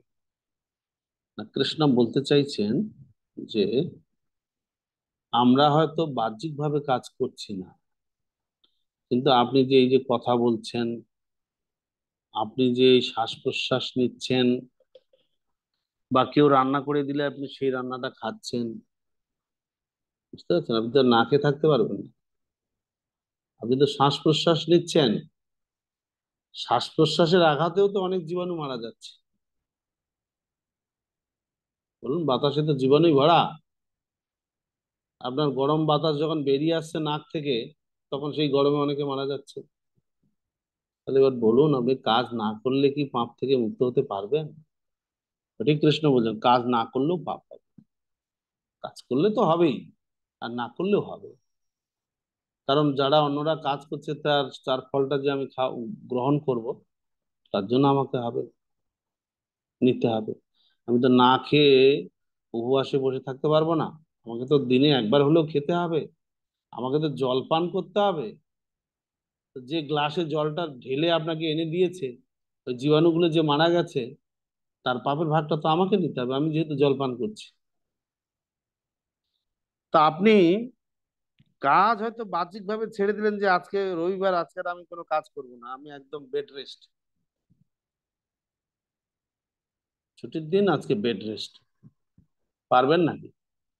বেড রেস্ট একটু দেরিতে ঘুম থেকে উঠলেই ডাকাডাকি হাঁকাহাঁকি শুরু করবে, বাজারের ব্যাগ হাতে ধরিয়ে দেবে, কিচ্ছু নাই নিয়ে আসো। এবার বলুন, ছুটির দিনে কাজ আরো বেশি হয়। ছুটির দিনে কাজ বেশি, এই নাই সেই নাই, চাল নাই ডাল নাই, বাজারে ছুটুন, নিয়ে আসুন। তাহলে বলুন, আপনার তো ছুটি দেওয়া হয়েছিল, কোনো কাজ সেদিন করতে হবে না, তো সেদিন তো আপনাকে আরো বেশি কাজ করতে হবে। তো কর্ম না করে কেউ থাকতে পারবে না, কৃষ্ণ এটাই বলতে চাইছেন। নিষ্কর্মা হয়ে বসে থাকতে কেউ পারবে না।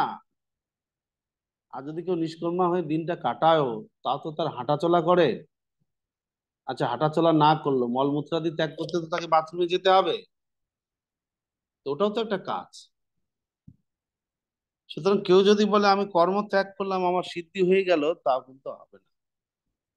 পরের শ্লোক, নহি কশ্চিৎ ক্ষণমপি জাতু তিষ্ঠত্য কর্মকৃত কার্যতে হি অবশ্য কর্ম সর্বম প্রকৃতির জয়ী গুণায়। সকলেই মায়াজাত গুণসমূহের দ্বারা প্রভাবিত হয়ে অসহায় ভাবে কর্ম করতে বাধ্য হয়। তাই কর্ম না করে কেউ ক্ষণকালও থাকতে পারে না। মনে মনে চিন্তা ভাবনা করাটাও একটা কাজ, বুঝতে পারছি? মনে মনে চিন্তা ভাবনা করাটাও একটা কাজ। দেখবেন বাড়ির সামনে যে সিকিউরিটিরা থাকে না, তারা সারাদিন ওই বসেই থাকে বা দাঁড়িয়ে থাকে, ওইটি তাদের কাজ। আপনি যদি দেখেন সে কিছুই করছে না, 8 ঘন্টা ডিউটি, সে দাঁড়িয়ে আছে, কিন্তু আপনি তাকে বেতন দিচ্ছেন। দাঁড়িয়ে থাকা, সে কোনো মুভমেন্ট করলো না, এক জায়গায় দাঁড়িয়ে থাকলো, তার জন্য সে মাসের শেষে যা বেতন তার সে নিয়ে চলে গেল। দাঁড়িয়ে থাকাটাও একটা কাজ, দাঁড়িয়ে থাকাটাও একটা কাজ।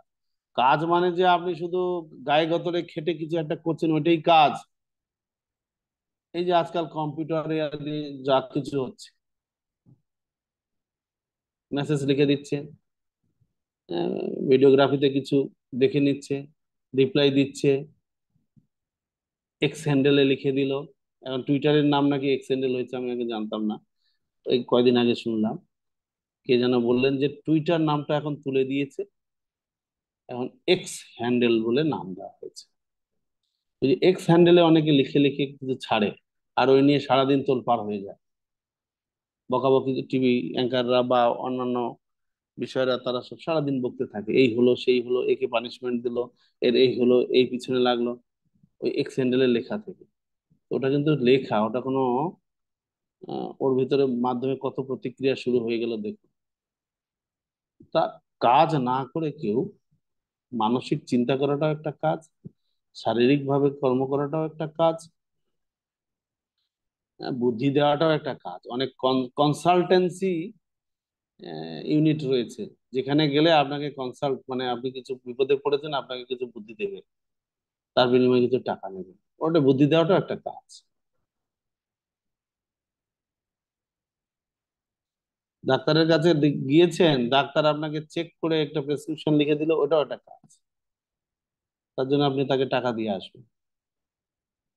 সেটা হয়তো আপনার মশলা পেশাই করা আর রান্না করার মতো কাজ নয়, কিন্তু কাজ। বিভিন্ন ধরনের কাজ আছে, মানসিক, বাচিক, দাঁড়িয়ে থাকা, বসে থাকা, শুয়ে থাকাটাও একটা কাজ। শুয়ে থাকা কি করে কাজ হতে পারে? শুয়ে থাকা কাজ না। দাঁড়িয়ে থাকা সিকিউরিটিরা নয় দাঁড়িয়ে থেকে কাজ করছে, শুয়ে থেকে কাজ করা সেটা আবার কি? এই যে শুয়ে শুয়ে আপনি মোবাইল দেখছেন, বলুন, শোয়ার পরে 10 মিনিট 15 মিনিট যতক্ষণ না আপনার ঘুম আসছে মোবাইল দেখেন কি না? তাহলে শুয়ে শুয়ে কাজ করছেন। শুয়ে থাকাটাও একটা কাজ। তা দেখুন, যেহেতু কাজের প্রিপারেশন নেওয়ার জন্য আপনি একটু বিশ্রাম নিচ্ছেন, সুতরাং ওটা কাজের মধ্যেই পড়ছে। কেন ওইটুকু বিশ্রাম না নিলে আপনি পরের দিন আর কোনো কাজ করতে পারবেন না। তবে এটা একটা কাজের পূর্ব প্রিপারেশন, যেহেতু সেটা একটা কাজ। এই জন্য কৃষ্ণ বলছেন যে ক্ষণকাল কাজ না করে কেউ থাকতে পারে না। সুতরাং যারা নির্বিশেষবাদী সন্ন্যাস বা জ্ঞানী, যারা ভক্তি নিষ্ঠার জ্ঞানের অনুশীলন করছেন, তারা কর্মসন্ন্যাস নেন, মানে কর্ম পরিত্যাগ করেন। এই কর্ম পরিত্যাগ করলেই তাদের অন্তঃকরণ শুদ্ধ হবে না, তাদের অন্তঃকরণ কখনো শুদ্ধ হবে না। কেননা মনে মনে তারা নানা চিন্তা ভাবনা করবেন, সেই মানসিক চিন্তা ভাবনাটাকে তো আর বন্ধ করতে পারবেন না। তো সুতরাং কাজ তো তার চলতেই থাকবে। মনে মনে চিন্তা করলেও তার একটা প্রতিক্রিয়া আছে।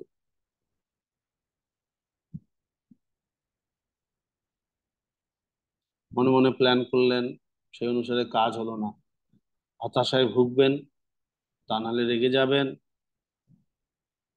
কিছু না কিছু একটা করবেন।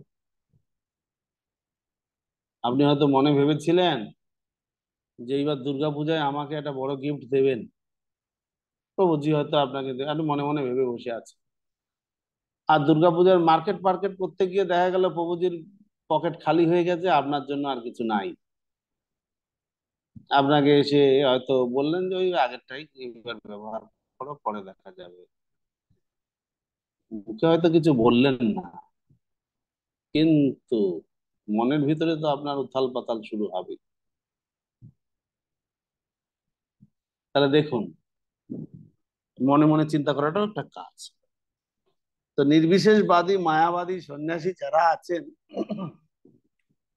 প্রভুপাদ এই তাৎপর্যগুলিতে বলছেন, 4 এবং 5-এর তাৎপর্য, যে তারা ভাবে সংসার ত্যাগ করে সন্ন্যাস নিয়ে নিলেই কর্মত্যাগ হয়ে গেল, আর আমরা মুক্ত হয়ে গেলাম, আমরা নারায়ণ হয়ে গেলাম, ভগবান হয়ে গেলাম। ও ভাবনাতে কাজ হবে না, তাদের কর্মের বন্ধনে পড়তেই হবে। আর কর্ম ত্যাগ করা যায় না, কর্ম ত্যাগ করা যায় না।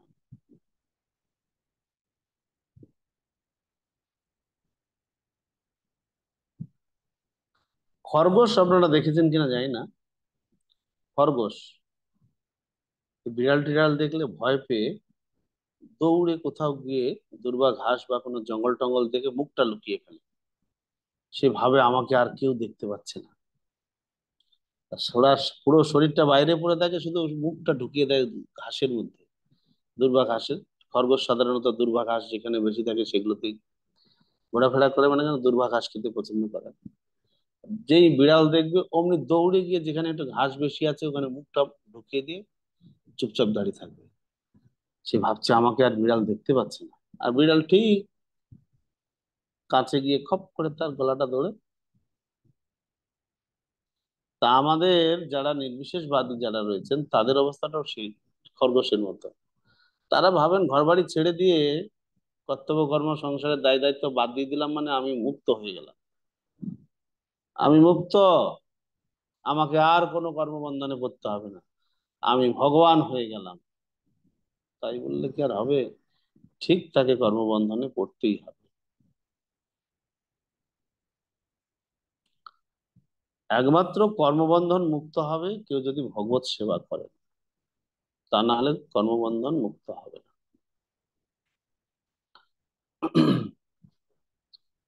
তাই এখানে বারবার প্রভুপাদ তাৎপর্যগুলিতে লিখছেন, সুতরাং কৃষ্ণ ভাবনামৃত লাভ করার জন্যই শুদ্ধিকরণের পন্থা গ্রহণ করা আবশ্যক। তাই সন্ন্যাস আশ্রমে অথবা যে কোনো চিত্ত শুদ্ধিকরণ পন্থার একমাত্র উদ্দেশ্য হচ্ছে কৃষ্ণ ভাবনামৃতের চরম লক্ষ্যে পৌঁছাতে সাহায্য করা, তা না হলে সবকিছুই নিরর্থক। অর্থাৎ আমাদের যেটা বললাম যে মশারির ভিতর থেকেই জপ করাই ভালো, মানে ভক্তি মিশ্র কর্মের অনুশীলন করাই ভালো। বলে শুদ্ধ হন, শুদ্ধ হয়ে গেলে তারপরে আপনি সন্ন্যাস নিন।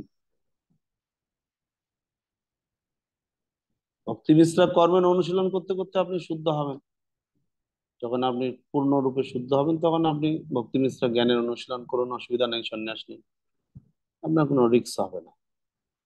আর তা না করে যদি আপনি আগের থেকেই কর্মত্যাগ করে গিয়ে ভাবেন যে আমি সন্ন্যাসী হয়ে গেলাম, আমাকে আর মায়া ধরতে পারবে না, তাহলে বিপদ আছে। ভক্তিবিনোদ ঠাকুর এই গানগুলো খুব লিখেছেন। দালালের গীত নামটাও পাবেন, নামট্য পরিচয়ও পাবেন, বা ভক্তিগীতির সঞ্চয়নতেও আছে। যতদিন হৃদয়ে শোধন নয়, ইচড়ে পাকা বৈরাগী যে হয়। ইচড়ে পাকা বৈরাগী মানে এঁচড় মানে কাঁঠাল, কচি কাঁঠাল, ওটা এঁচড় বলে। এঁচড়ের সবজি তো ইসকন ভক্তরা খুব খায়। এঁচড়কে যদি আপনি ভাবেন জামাই ষষ্ঠী গো, তাড়াতাড়ি একটা এঁচড়কে রোদ্রে রাখো, একটু পাকুক, জামাই আসবেন খাওয়াবো। এঁচড়কে রোদ্রে রেখে হয়তো আপনি পাকাতে পারেন, জামাই এসে কিন্তু খেতে পাবে না, কারণ এঁচড়ের টেস্ট হবে না। এঁচড় পাকলে টেস্ট হবে না। এঁচড় পেকে কাঁঠালের টেস্ট পাওয়া যাবে না। আমরা বোধহয় গত বছর প্রতি বছরই এই পানিহাটি উপলক্ষে আমরা একটু আমাদের এখানে জেলা নদী আয়োজন করি। তো এখন এবার তো আমের বড় দুর্ভোগ চলছে, কাঁঠাল, কাঁঠাল খুঁজে পাওয়া যায় না। এই অঞ্চলে এত লোকে কাঁঠালের সবজি খায়, তার মধ্যে ইস্কন আছে, লোকে গাছে আর কাঁঠাল রাখি না, ওই ছোটবেলায় কাঁঠাল বিক্রি করে দেয়। বুঝতে পারছো? ইস্কন এই অঞ্চলে থাকার ফলে এই চারপাশে যত কাঁঠাল গাছ আছে, লোকে কাঁঠাল বড় করেই না, ওই ছোট অবস্থায় এঁচড় অবস্থায় বিক্রি করে দেয়। তা সুতরাং পাকা কাঁঠাল পাওয়া বড় কঠিন। তো একে ওকে বলে, এই বিভিন্ন কাজের ছেলেপেলেরা আসে, তাদেরকে আগের থেকে বলি ভাই এটা এঁচড় টেচড় এনে পাকা কাঁঠাল এনে দেবেন। কেউ হয়তো নিয়ে আসে, দেখা যায় যে ওই কার্বাইড দিয়ে পাকিয়েছে, ভিতরে কোয়াগুলো পুরোট হয়নি, কোনো টেস্ট ফেস্ট কিচ্ছু নেই, টাকাটা জল, টাকা জলে গেল। এরা অনেকবার ঠকেছি, জানি না এবার কি হবে। তা যেটা বলার উদ্দেশ্য হচ্ছে, ভক্তি মিশ্রা কর্ম অনুশীলন করে, অর্থাৎ কৃষ্ণ ভাবনাময় হয়ে বিষয় ভোগ করে কৃষ্ণ ভক্তিতে অগ্রসর হওয়াটাই বেস্ট পন্থা। তা না হলে হুট করে সন্ন্যাস আশ্রম গ্রহণ করলে তাকে পদে পদে ঠেকতে হবে, যেটা 6 নম্বর শ্লোকে বলা হচ্ছে। কর্মেন্দ্রিয়াণি সংযম্য যস্তি মনসা স্মরণ ইন্দ্রিয়ার্থান বিমূঢ়াত্মা মিথ্যাচার সৌচ্যতে। যে ব্যক্তি পঞ্চকর্মেন্দ্রিয় সংযত করেও মনে মনে শব্দ, রস আদি ইন্দ্রিয়ের বিষয়গুলি স্মরণ করে, সে মূঢ় অবশ্যই নিজেকে বিভ্রান্ত করে এবং তাকে মিথ্যাচারী ভণ্ড বলা হয়ে থাকে। মানে মিথ্যাচারী ভণ্ড যে কৃত্রিম ভাবে ঘরবাড়ি ছেড়ে এসে সন্ন্যাস নিয়ে নিয়েছে তাকেই যে বলা হবে তা না, যে কেউ হতে পারে। কিরকম বলছি, আ- অনেকেই, অনেক দৃষ্টান্ত আছে। অনেক সময় আমাদেরও এরকম মনে হতেও পারে যে আমরা সবকিছু ছেড়ে দিয়েছি, আমিষ খাওয়া ছেড়েছি, নেশা টেশা ছেড়েছি, অবৈধ যৌন সঙ্গ পরিত্যাগ করেছি, তারপরে আপনার তাসপাশা জুয়া খেলা বাদ দিয়েছি। এগুলো তো বাদ দিয়েছি, এগুলোতে তো আর পুনরায় করার কোনো চান্স নাই। কিন্তু একটা জিনিস না চাইলেও আপনার কিন্তু আপনাকে ফেস করতে হয়, সেটা হচ্ছে কি, পাশের বাড়ি রবিবার দিন যখন রান্না করে, বুঝতে পারছি, রবিবারের রান্না যখন হয় তাদের, দুপুরের যে গন্ধ আপনার ওই যে জানলা দিয়ে ঢুকে, হম, রসুন পেঁয়াজ আমিষ যা রান্না হবে, ওই যে গন্ধ নাকে ঢুকবে, এবার ওই গন্ধটাকে আপনি কি করবেন? যদি ঢোক গিললেন তাহলে আপনি মিথ্যাচারী ভণ্ড।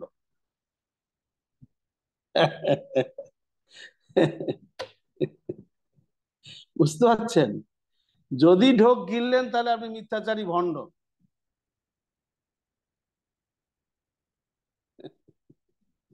মিথ্যাচারী ভণ্ড শুধু আহ একদল যারা সন্ন্যাস নিয়ে নিয়েছে তারাই হতে পারেন তা নয়, আপনি হতে পারেন। বলুন, আফসোস, আরে হায় সাধু হয়ে গেলাম পাল্লায় পড়ে, কি সব বিকাল হলেই কত কিছু খেতাম, এখন আর উপায় নেই। আফসোসও হয়, এখন যে কিনবো বাজারে গিয়ে, লোকে জেনে গেছে আমি সাধু, কিনতেও পারবো না। বাজারে গিয়ে যদি বলি যে 4টা ডিম দেন, হ্যাঁ প্রভু, আপনাদের আবার ডিম কি হবে? বলুন, লজ্জায় ডিমও কিনতে পারবেন না। এবার যদি আপনি মনে করেন যে না, ইয়েতে অর্ডার দেবো, কি বলে, এই যে বাড়ি পৌঁছে দেয়, ফ্লিপকার্ট বা অ্যামাজন, অ্যামাজনে অর্ডার করব, তাহলে বাড়ি বয়ে ডিম দিয়ে যাবে, কেউ জানতেও পারবে না। বুঝতে পারছেন? অ্যামাজনে যখন অর্ডার দেবেন, যে ডিম ওরা দিয়ে যাবে, সে তো এসে খোঁজ করবে অমুকে আছেন কি বাড়িতে, একটা পার্সেল আছে। বলে, কি পার্সেল? ডিম। এবার যদি লোকে শুনে আর আপনার দেখবে কণ্ঠিমালা তিলক, সে তো অ্যামাজনের সাপ্লাইয়ার, বলবে এ কি, আমি তো জানি বৈষ্ণবরা ডিম খায় না, আপনি একটা ডিম নিয়ে এলেন। তা বলুন, পার্সেলের লোকে ডিম আনে কিনা আমি জানি না, কথার কথা বলছি। তা এই যে দেখুন বিপদ, এই যে খাতায় নাম ঢুকিয়ে দিয়েছি, এখন আপনার সেই পুরানা দিনের স্মৃতি যদি মনে পড়ে যায়, হয়তো নাকে ঢুকছে না, মনে পড়ে গেল, এই যে কথা শুনেই মনে পড়ে গেল হয়তো স্বাদ, আহ, সত্যি পদ্মার ইলিশ, হ্যাঁ হ্যাঁ, স্বাদ ঢোক গিলে ফেললেন, মিথ্যাচারী ভণ্ড আপনি। বুঝতে পারছেন? অনেক সময় কি হয়, কিছু প্র্যাকটিক্যাল ঘটনা বলছি। আমরা প্রচার করছিলাম যখন, একজন ভক্ত, সে বাড়িতে থাকতে পেঁয়াজি ভাজা, পেঁয়াজি ভাজা মানে পকোড়া, ওই যে হাটে বাজারে বিক্রি হয় রাস্তার সাইডে, বিকাল হলে মানুষ পকোড়া খুব খায়, তো সেই ওটাকে পেঁয়াজি ভাজা বলে, এই যে পকোড়া, ডালের পকোড়া, পেঁয়াজ দেওয়াও থাকে। তো ওইটা তার খাওয়ার খুব তো বাড়ি থেকে অভ্যাস ছিল। ইসকনে এসে তো ওটা বন্ধ হয়ে গেছে। প্রচারে গিয়ে সে তো এখন তো প্রচার মানে তো এখন একাকী ঘরে বুক ব্যাগ নিয়ে যেখানেই সে ওই বিকাল বেলা ভাজাভাজি শুরু হবে, সে তার জিভের জল আর ধরে রাখতে পারে না। বুঝতে পারছেন? সে কিনবেই, কিনে কোথাও একটা আড়ালে আবডালে বসে খেয়ে দিয়ে চলে আসে। তা এটা সে অনেকদিন ধরেই করে, কেউ আর জানতে পারে না। তারপরে কোনো ক্রমে একদিন কারো চোখে পড়ে গেছে, আরে এইগুলো কিনলো কেন? হ্যাঁ, এতে এসে বলে দিয়েছে, প্রভু এই দেখুন, এই ভক্ত রাস্তার ধারে পকোড়া বিক্রি হচ্ছে, সেখান থেকে কিনে খেয়েছে। ইনচার্জ ধরেছে, এই বলো, তুমি কি কতদিন খাও, আবার খেয়েছো কিনা এই প্রথম? তখন সে স্বীকার করলো যে প্রভু আসলে এটা বাড়িতে খুব খেতাম তো,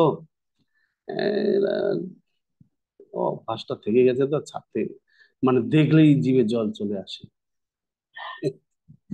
তা দেখুন, তা এটা তো একটা মিথ্যাচার করা, এটা তো খেয়ে নেয়, তা সেটা একটা মিথ্যাচার।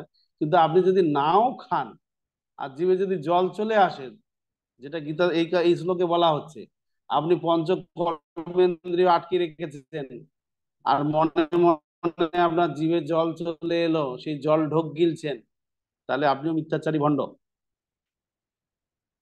যে মায়াবাদীরাই মিথ্যাচারী ভণ্ড হবে তা নয়, যে কোনো বৈষ্ণব মিথ্যাচারী ভণ্ড হতে পারেন। আসক্তি যে যে বিষয়ে রয়েছে, আপনি সেটা হয়তো এখন পরিত্যাগ করেছেন, কিন্তু কালে ভদ্রে নাকে সেই গন্ধ চলে এলে আপনার সেই পুরনো স্মৃতি মনে পড়ে যায়, আর তখন জিভে স্বাদ চলে আসে আর সেই ঢোক গিলতে হয়। তার মিথ্যাচারী ভণ্ড। তা উপায় কি? কি উপায়ে এখান থেকে রক্ষা পাওয়া যেতে পারে? অবশ্যই জিভে জল এলে সঙ্গে সঙ্গে থুতু ফেলতে হবে। আরে আরে, ছি ছি ছি। হ্যাঁ, যেটা জামানাচার্য বলছেন, উনি অবশ্য স্ত্রী সঙ্গের কথা মনে পড়লে তার জিভে থুতু ফেলেন। তা আপনার হয়তো সেটার সমস্যা নেই, কিন্তু আপনার হয়তো কোনো খাবারের কথা মনে পড়লে জিভে জল চলে আসে, তাহলে আপনাকেও থুতু ফেলা দরকার। উম, এইভাবে আমরা অবশ্যই ধীরে ধীরে মানুষের সব কৃষ্ণ প্রসাদ খেতে খেতে এই বিরক্তি চলে আসে, যখন হঠাৎ করে নাকে গন্ধ আসে সঙ্গে সঙ্গে মানুষ নাকে রুমাল চাপা দেয় বা থুতু ফেলে। ভক্তরা তাই করেন, কিন্তু শুরু শুরুতে হয়তো সেটা সম্ভব হয়ে ওঠে না। শুরু শুরুতে হয়তো আফসোস থেকে যায়, আহ কেন যে এলাম এই লাইনে, আর কিছুদিন পরে এলে ভালো হতো, কিছুদিন তো খাওয়া যেত, অনেক আফসোস আসতে পারে। তারপরেও যদি ভগবানের কাছে প্রার্থনা, বৈষ্ণবদের কাছে প্রার্থনা করে ভক্তিযোগে কেউ যুক্ত থাকেন, তাহলে এক সময় তার এই সমস্ত যে বিষয়ের প্রতি টান, সেখান থেকে মুক্ত হতে পারে। মিথ্যাচারী ভণ্ডে পরিণত হতে হবে না। শুরু শুরুতে মিথ্যাচারী ভণ্ড হলেও পরবর্তীতে তিনি হয়তো নিজেকে সংশোধন করে নিতে পারবেন।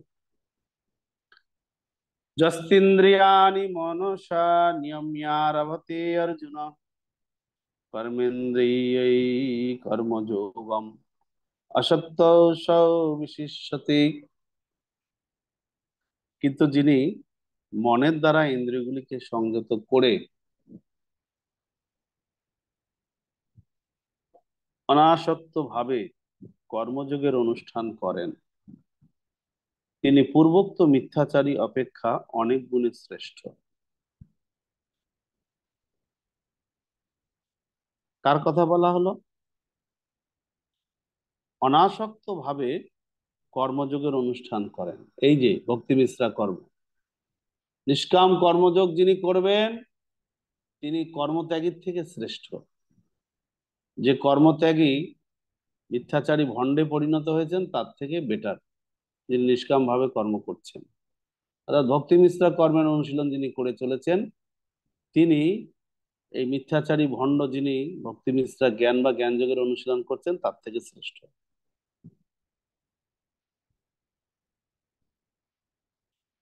তো আমরা প্রতি পদক্ষেপেই দেখব কৃষ্ণ ভক্তি মিশ্রা কর্মের যে পন্থা, সেটাকেই বারংবার অনুমোদন করছেন। ব্যাখ্যা উনি সব পন্থারই করবেন, কিন্তু অনুমোদন করছেন যে নিষ্কাম কর্মযোগ করুন। এরপর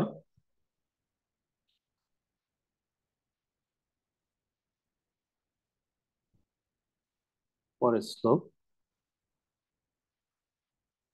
নিয়তম কুরু কর্ম ত্বম কর্ম জয়। কি হচ্ছে? এরকম তো হওয়ার কথা না, মাঝে মধ্যে ডিস্টার্ব হচ্ছে কেন? কেউ কেউ কিছু কেরামতি করছে না অটোমেটিক হচ্ছে? নিয়তম কুরু কর্ম ত্বম কর্ম জয় হিয় কর্মণ শরীর যাত্রাপি চতে ন প্রসিদ্ধেদ কর্মণ। তুমি শাস্ত্রোক্ত কর্মের অনুষ্ঠান করো, কেননা কর্মত্যাগ থেকে কর্মের অনুষ্ঠান শ্রেয়। কর্ম না করে কেউ দেহযাত্রা নির্বাহ করতে পারে না। এটা একটা সিদ্ধান্ত কৃষ্ণ দিলেন যে শাস্ত্রোক্ত কর্ম করুন, শাস্ত্র মতে করুন কর্ম। আপনি একজন আহ আশ্রম হিসাবে ব্রহ্মচারী বা গৃহস্থ বা সন্ন্যাসী বা বানপ্রস্থী, বা আপনার পেশা অনুসারে আপনি ব্রাহ্মণ, ক্ষত্রিয়, বৈশ্য, শূদ্র যেই হন না কেন, আপনি আপনার কর্ম শাস্ত্রে যেরকম বলা আছে সেরকম করুন, সেইভাবে করে যান। কেননা কর্ম ত্যাগ করলে কেউ নিজের শরীরটাকেও ভরণ পোষণ করতে পারবে না। এবং শাস্ত্র অনুসারে কর্ম করুন।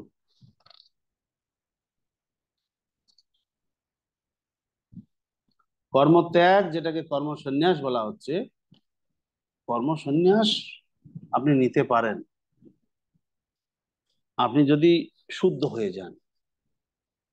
আপনার যদি দেহাত্ম বুদ্ধি উঠে যায় তাহলে আপনি কর্মসন্ন্যাস নিন, ঠিক আছে? কিন্তু যদি না যতক্ষণ হচ্ছেন ততক্ষণ আপনার নেওয়া ঠিক হবে না। এই জ্ঞান যোগে ভক্তি মিশ্রা, এই ভক্তি মিশ্রা জ্ঞান, জ্ঞান মিশ্রা ভক্তির মাধ্যমে অনন্য ভক্তির স্তর রাস্তা যে আছে, তাহলে এটা কি কেউই করতে পারবে না? অবশ্যই করতে পারবে। যারা ইতিমধ্যে দেহাত্ম বুদ্ধি থেকে মুক্ত হয়েছে তারা সেই পন্থায় যেতে পারে। তা না হলে সেই পন্থায় যেতে গেলে মিথ্যাচারী ভণ্ড হতে হতে পারে।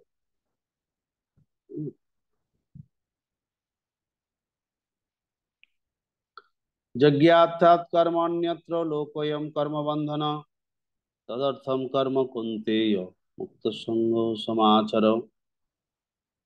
বিষ্ণুর প্রীতি সম্পাদন করার জন্য কর্ম করা উচিত, তা না হলে এই জগতে, এই জড় জগতে, তা নাহলে কর্মই এই জড় জগতে বন্ধনের কারণ।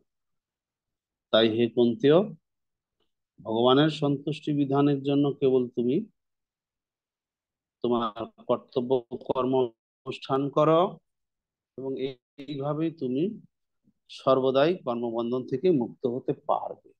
এটাকেই ভক্তি মিশ্র কর্ম বলা হচ্ছে, ভগবানের সন্তুষ্টি বিধানের জন্য কর্তব্য কর্ম করা, তাহলেই কর্মবন্ধন থেকে মুক্ত হতে পারবে।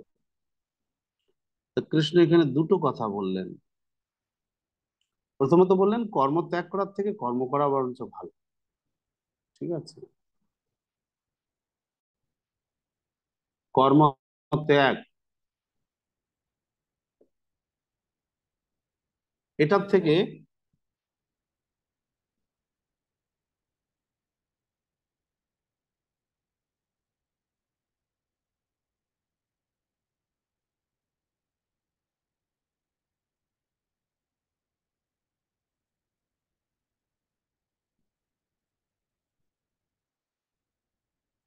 এই যে চিহ্নটা লেস দেন, মানে কর্মত্যাগ থেকে শাস্ত্র অনুসারে কর্ম করাটা শ্রেষ্ঠ। আর শাস্ত্র অনুসারে কর্ম শুধু করলেই হবে না, করতে হবে কি? ভগবানের সন্তুষ্টি বিধানের জন্য কর্তব্য কর্ম অনুষ্ঠান করা।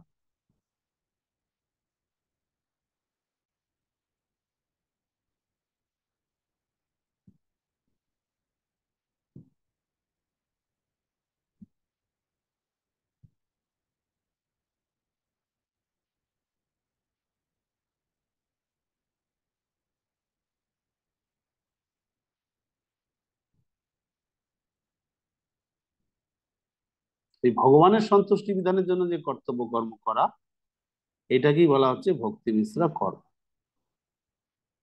এটাই ভক্তি মিশ্রা কর্ম।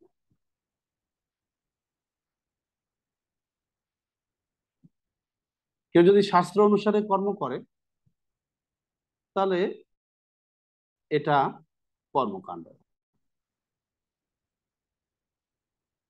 শাস্ত্র অনুসারে কর্ম করা কর্মকাণ্ড, কর্ম ত্যাগ করার থেকে কর্মকাণ্ড অনুশীলন করা ভালো। কিন্তু কর্মকাণ্ড মানে ফলের আশা নিয়ে কর্ম করা।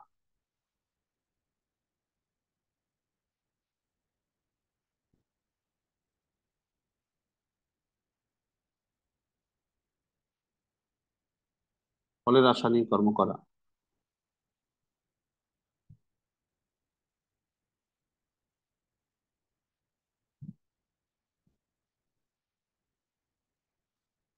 তো এর থেকে মানে ভালো হচ্ছে ভগবানের সন্তুষ্টি বিধানের জন্য কর্তব্য কর্ম করা, যাকে ভক্তি মিশ্রা কর্ম বলা হচ্ছে।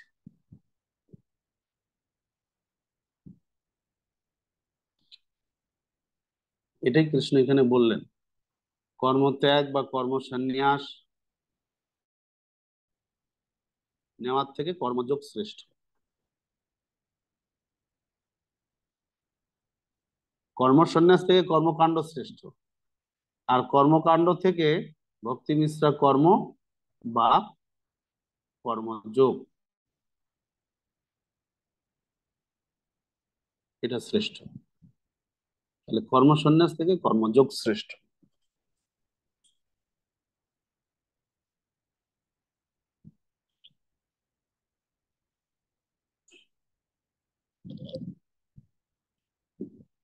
কারো কোনো কোয়েশ্চেন আছে বলুন, প্রশ্ন?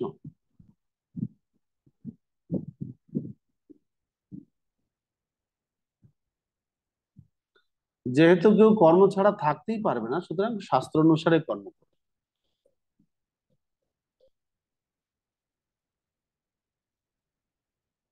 বলুন।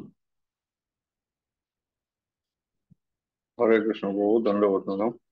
তো আপনি গত কয়েকটা ক্লাসে যোগ ও সিঁড়ি সম্বন্ধে বিস্তারিত আলোচনা করেছেন, মোটামুটি বিষয়টা ধরতে পেরেছি। এখন আমাদের আহ প্রবন্ধ প্রশ্নের মধ্যে যোগ ও সিঁড়ির সঙ্গে সম্পর্কিত একটা প্রশ্ন আছে। যোগ ও সিঁড়ির সঙ্গে সম্পর্কিত সেই সমস্ত আধুনিক ধর্মীয় রীতিনীতি, দর্শন সমূহ এবং ভাবতত্ত্ব সম্বন্ধ সমূহ উদাহরণ সহ আলোচনা করুন। তো এখানে আধুনিক ধর্মীয় রীতিনীতি বলতে যোগ ও সিঁড়ির সঙ্গে যেটা বোঝানো হয়েছে সেই জিনিসটা বুঝতে পারলাম না। তা আধুনিক ধর্মীয় যদি রীতিনীতি কৃপা কি করে। আছে বলুন।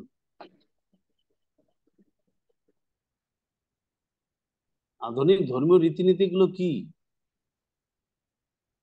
তার আধুনিক সঙ্গে কি এগুলো ধর্মীয় কোনো রীতিনীতি, সম্পর্ক আছে?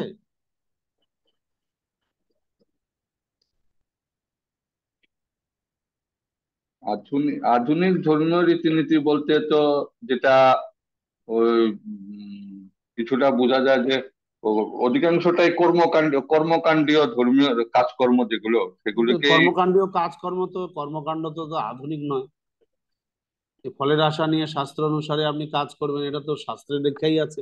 এটা আধুনিক কি করে হলো? এটা তো আধুনিক হলো না।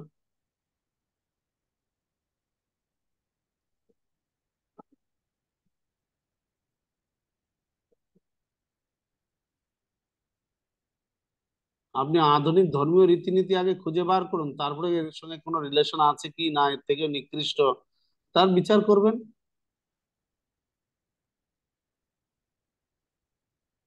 আপনি যদি খুঁজেই না পান আধুনিক ধর্মীয় রীতিনীতিগুলি কি, তাহলে আপনি আর এটার সঙ্গে সামঞ্জস্য আছে কি সামঞ্জস্য নেই তো বোঝার কোনো প্রশ্নই আসে না। রসগোপাল, রসময় গোপাল, বলুন। হরে কৃষ্ণ, দণ্ডবত প্রণাম প্রভু। প্রভু এখানে বলেছে যে আমাদের তো প্রত্যেকটা জীবকে কর্ম করতেই হয় শরীরের জন্য। তো যদি আমরা ইন্দ্রিয়ের প্রীতিবিধানের জন্য কর্ম করি, সেটা তো আমাদের বেঁধে থাকতে হবে এই সংসারে। তো হুম আমরা সবকিছু কর্মের মধ্যে যদি ভগবানকে সাথে নিয়ে করি, হুম তাহলে তো সেখানে আর কিছু, আমাদের আর কিছু নেই।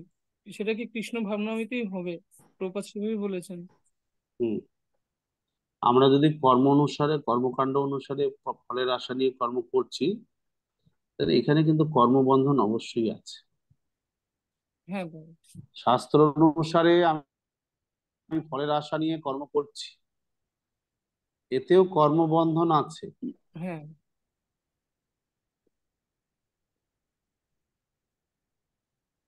এটা কর্মত্যাগ করলেও কর্মবন্ধন আছে।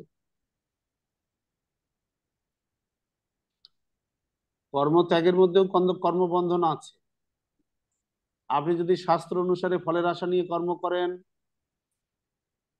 তাতেও কর্মবন্ধন আছে।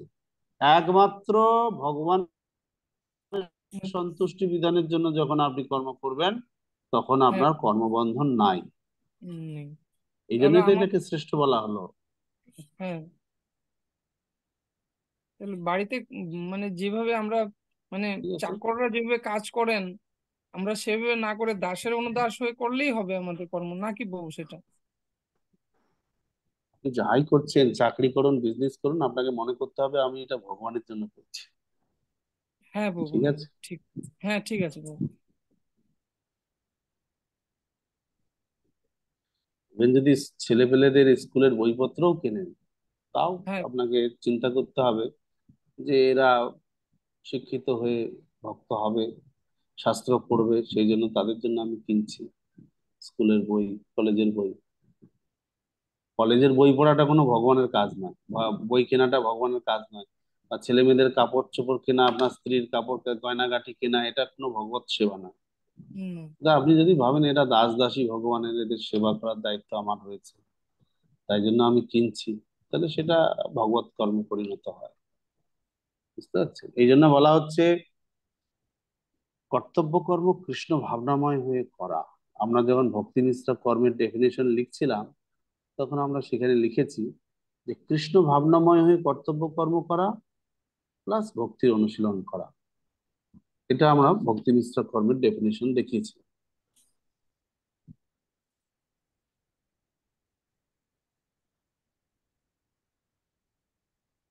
ভক্তি নিষ্ঠা কর্ম মানে কৃষ্ণ ভাবনাময় হয়ে আপনার কর্তব্য করুন। আপনি গৃহস্থ, আপনার যা গৃহস্থালী কর্তব্য আছে, কর্তব্য কর্ম কৃষ্ণ ভাবনাময় হয়ে করবেন। আপনি চাকরি করছেন, বিজনেস করছেন, চাষবাস করছেন, সব কৃষ্ণ ভাবনাময় হয়ে করবেন। কৃষ্ণের সেবার জন্য করছি, কৃষ্ণের সন্তুষ্টির জন্য করছি। এমনকি ছেলে মেয়েদের যত্ন নেওয়া, সেবা শুশ্রূষা করা, সব কৃষ্ণ ভাবনাময় হয়ে।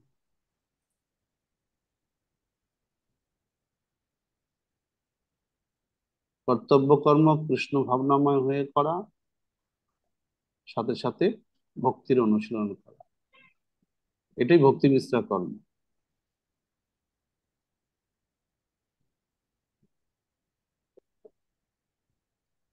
ভক্তির অনুশীলনের মধ্যে আবার ভগবানের সেবাও আছে, হরিনাম আছে, ভাগবত শ্রবণ আছে, সবই বোঝাচ্ছে। এটা হচ্ছে ভক্তি মিশ্রা কর্ম।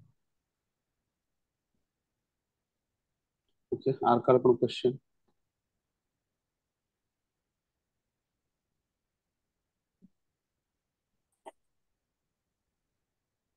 বর্তমান যত ধর্ম নামে জগতে যত রকম ধর্ম আছে, এই যোগশিড়ির ধারে কাছে কোনোটা নেই। বুঝতে পারছেন? তারা কর্মকাণ্ডের মধ্যেও পড়ে না, তারও নিচে।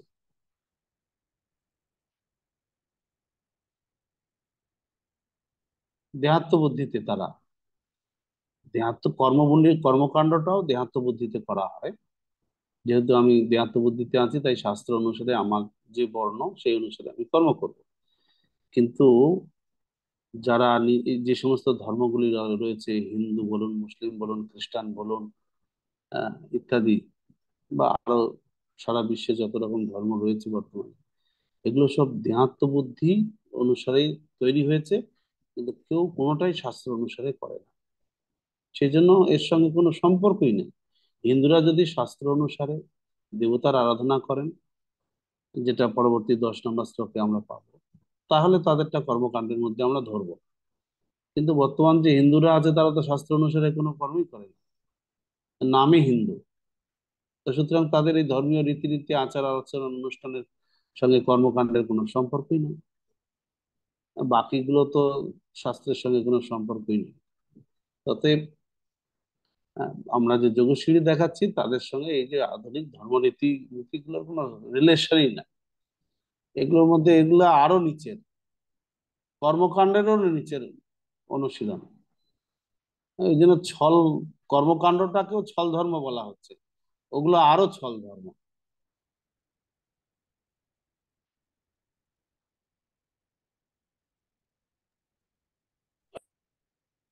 হরে কৃষ্ণ বলুন। বাবু, ধন্যবাদ, প্রণাম। হ্যাঁ ভক্তি যোগশরী যোগশরীতে ভক্তি মিশ্রা কর্মের উপরে কর্ম মিশ্রা ভক্তি আছে, হ্যাঁ। তারপর অনন্য ভক্তি। তো হুম। কর্ম মিশ্র ভক্তিটা আর একটু উন্নত নয়?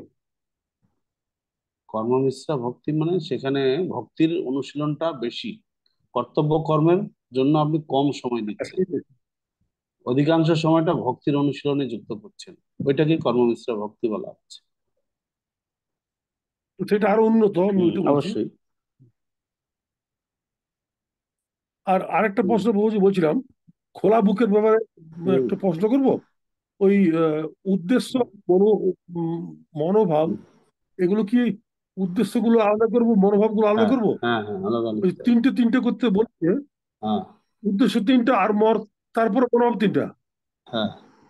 আমি ভাবছিলাম যে উদ্দেশ্য মনোভাব এইভাবে করবো নাকি। হরে কৃষ্ণ।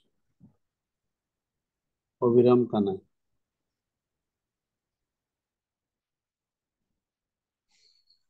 দণ্ডবত প্রণাম প্রভু। প্রভু, আমি বলছিলাম যে কর্ম, শাস্ত্র অনুসারে কর্মকাণ্ড করা এবং ভগবানের সন্তুষ্টি বিধানের জন্য যে কর্মকাণ্ড, তো যেসব মানে ব্যক্তিরা কর্মকাণ্ড, ভগবানের সন্তুষ্টি বিধান ঠিক আছে, কিন্তু যারা মন্দিরে সেবা করে পারিশ্রমিক নেয়, তো তাদেরটা তখন কিরকম হয়ে যাবে? হুম। এটা তাদের তাহলে কোনটার মধ্যে পড়ছে, তাই তো? হ্যাঁ। এটা সকাম কর্মযোগ, বুঝতে পারছেন? কর্মকাণ্ড বলা যাবে না, যেহেতু ভগবত সেবা করছেন, সেখানে সকাম কর্মযোগ। এটা নিষ্কাম কর্মযোগ করার কথা বলা হয়েছে। ভক্তি মিশ্রা কর্ম মানে নিষ্কাম কর্মযোগ, কিন্তু সেটা সকামে পরিণত হচ্ছে। কিন্তু সেখান থেকে তো নিয়ে আমরা মানে সাংসারিক কাজে লাগানো হচ্ছে। হুম। তো মন্দিরের পুরো সময়টা আপনি মন্দিরে দিচ্ছেন, আপনার তো আর অন্য কোনো থেকে উপার্জন করছেন না। না। সেই জন্য আপনার সংসার পরিচালন করাটা তো আপনার একটা দায়িত্ব।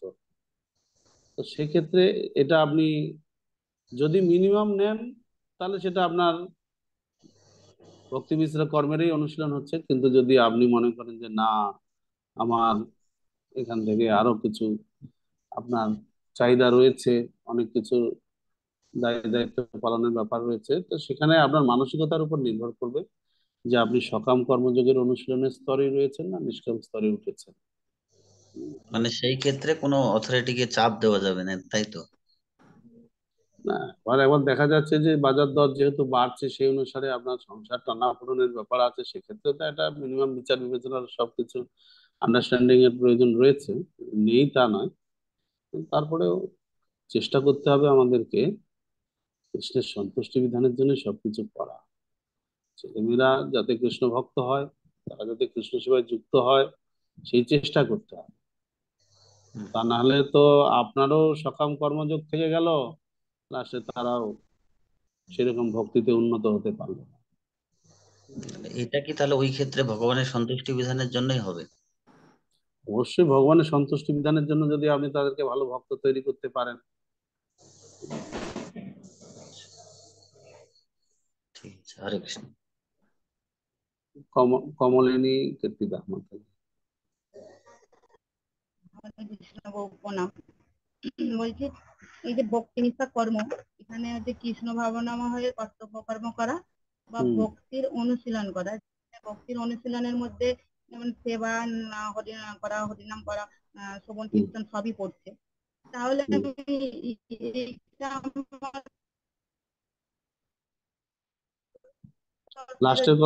লাস্টের কথা বুঝলাম না। কর্মনিষ্ঠা ভক্তি, তাহলে ভক্তি মানে কিরকম কাজ? বলছি প্রভু, এই যে ভক্তি নিষ্ঠা কর্ম মানে হচ্ছে যে কৃষ্ণ ভাবনাময় কর্তব্য কর্ম করা, আর ভক্তির অনুশীলন করা মানে ভক্তিতে যা যা আমরা বুঝতে পেরেছি। আপনার ছেলের কাপড় চোপড় ধুয়ে দেওয়া, আপনার স্বামীর কাপড় আমি তার চোপড় ধুয়ে উপরের দেওয়া। চিন্তা করবো, বুঝেছি, আপনার কথা শোনা যাচ্ছে না, আপনি এবার আমার কথা শুনুন। আপনার কথা লাস্টের কথা বোঝা যায়নি, আর যা বুঝতে পেরেছি এবার আমারটা শুনুন। শোনা যাচ্ছে। সেটা হলো যে প্রবলেম কর্তব্য কর্ম কৃষ্ণ ভাবনাময় হয়ে হলে করার আমি সঙ্গে করতাম। ভক্তির অনুশীলন করায় যে সেবা, তার মধ্যে তফাৎ, তাই তো? এটাই আপনার প্রশ্ন, যে আমি যদি কৃষ্ণ ভাবনাময় হয়ে কর্তব্য কর্ম করছি, ওইটাই তো ভক্তি, ওইটাই তো ভক্তিমূলক সেবা। তাহলে আলাদা করে আবার ভক্তির অনুশীলন করার কথাটা কেন বলা হচ্ছে? দেখুন, কর্তব্য কর্ম মানে আপনি যেহেতু একজন মা, আপনি একজন স্ত্রী, আপনি একজন শাশুড়ি, তাহলে আপনার কিছু কর্তব্য রয়েছে। বৌমা প্রতি কর্তব্য রয়েছে, আপনার স্বামীর প্রতি কর্তব্য রয়েছে, আপনার ছেলের প্রতি কর্তব্য রয়েছে, আপনার মেয়ের প্রতি, আপনার নাতি নাতনির প্রতি আপনার কর্তব্য আছে। সেগুলো কিন্তু কোনো ভক্তি না, বুঝতে পারছেন? আপনার স্বামীর কাপড় কেচে দেওয়াটা কোনো ভক্তি না, বা আপনার স্বামী আপনার জন্য একটা কাপড় কিনে নিয়ে আসলো, ওটাও কোনো ভক্তি না।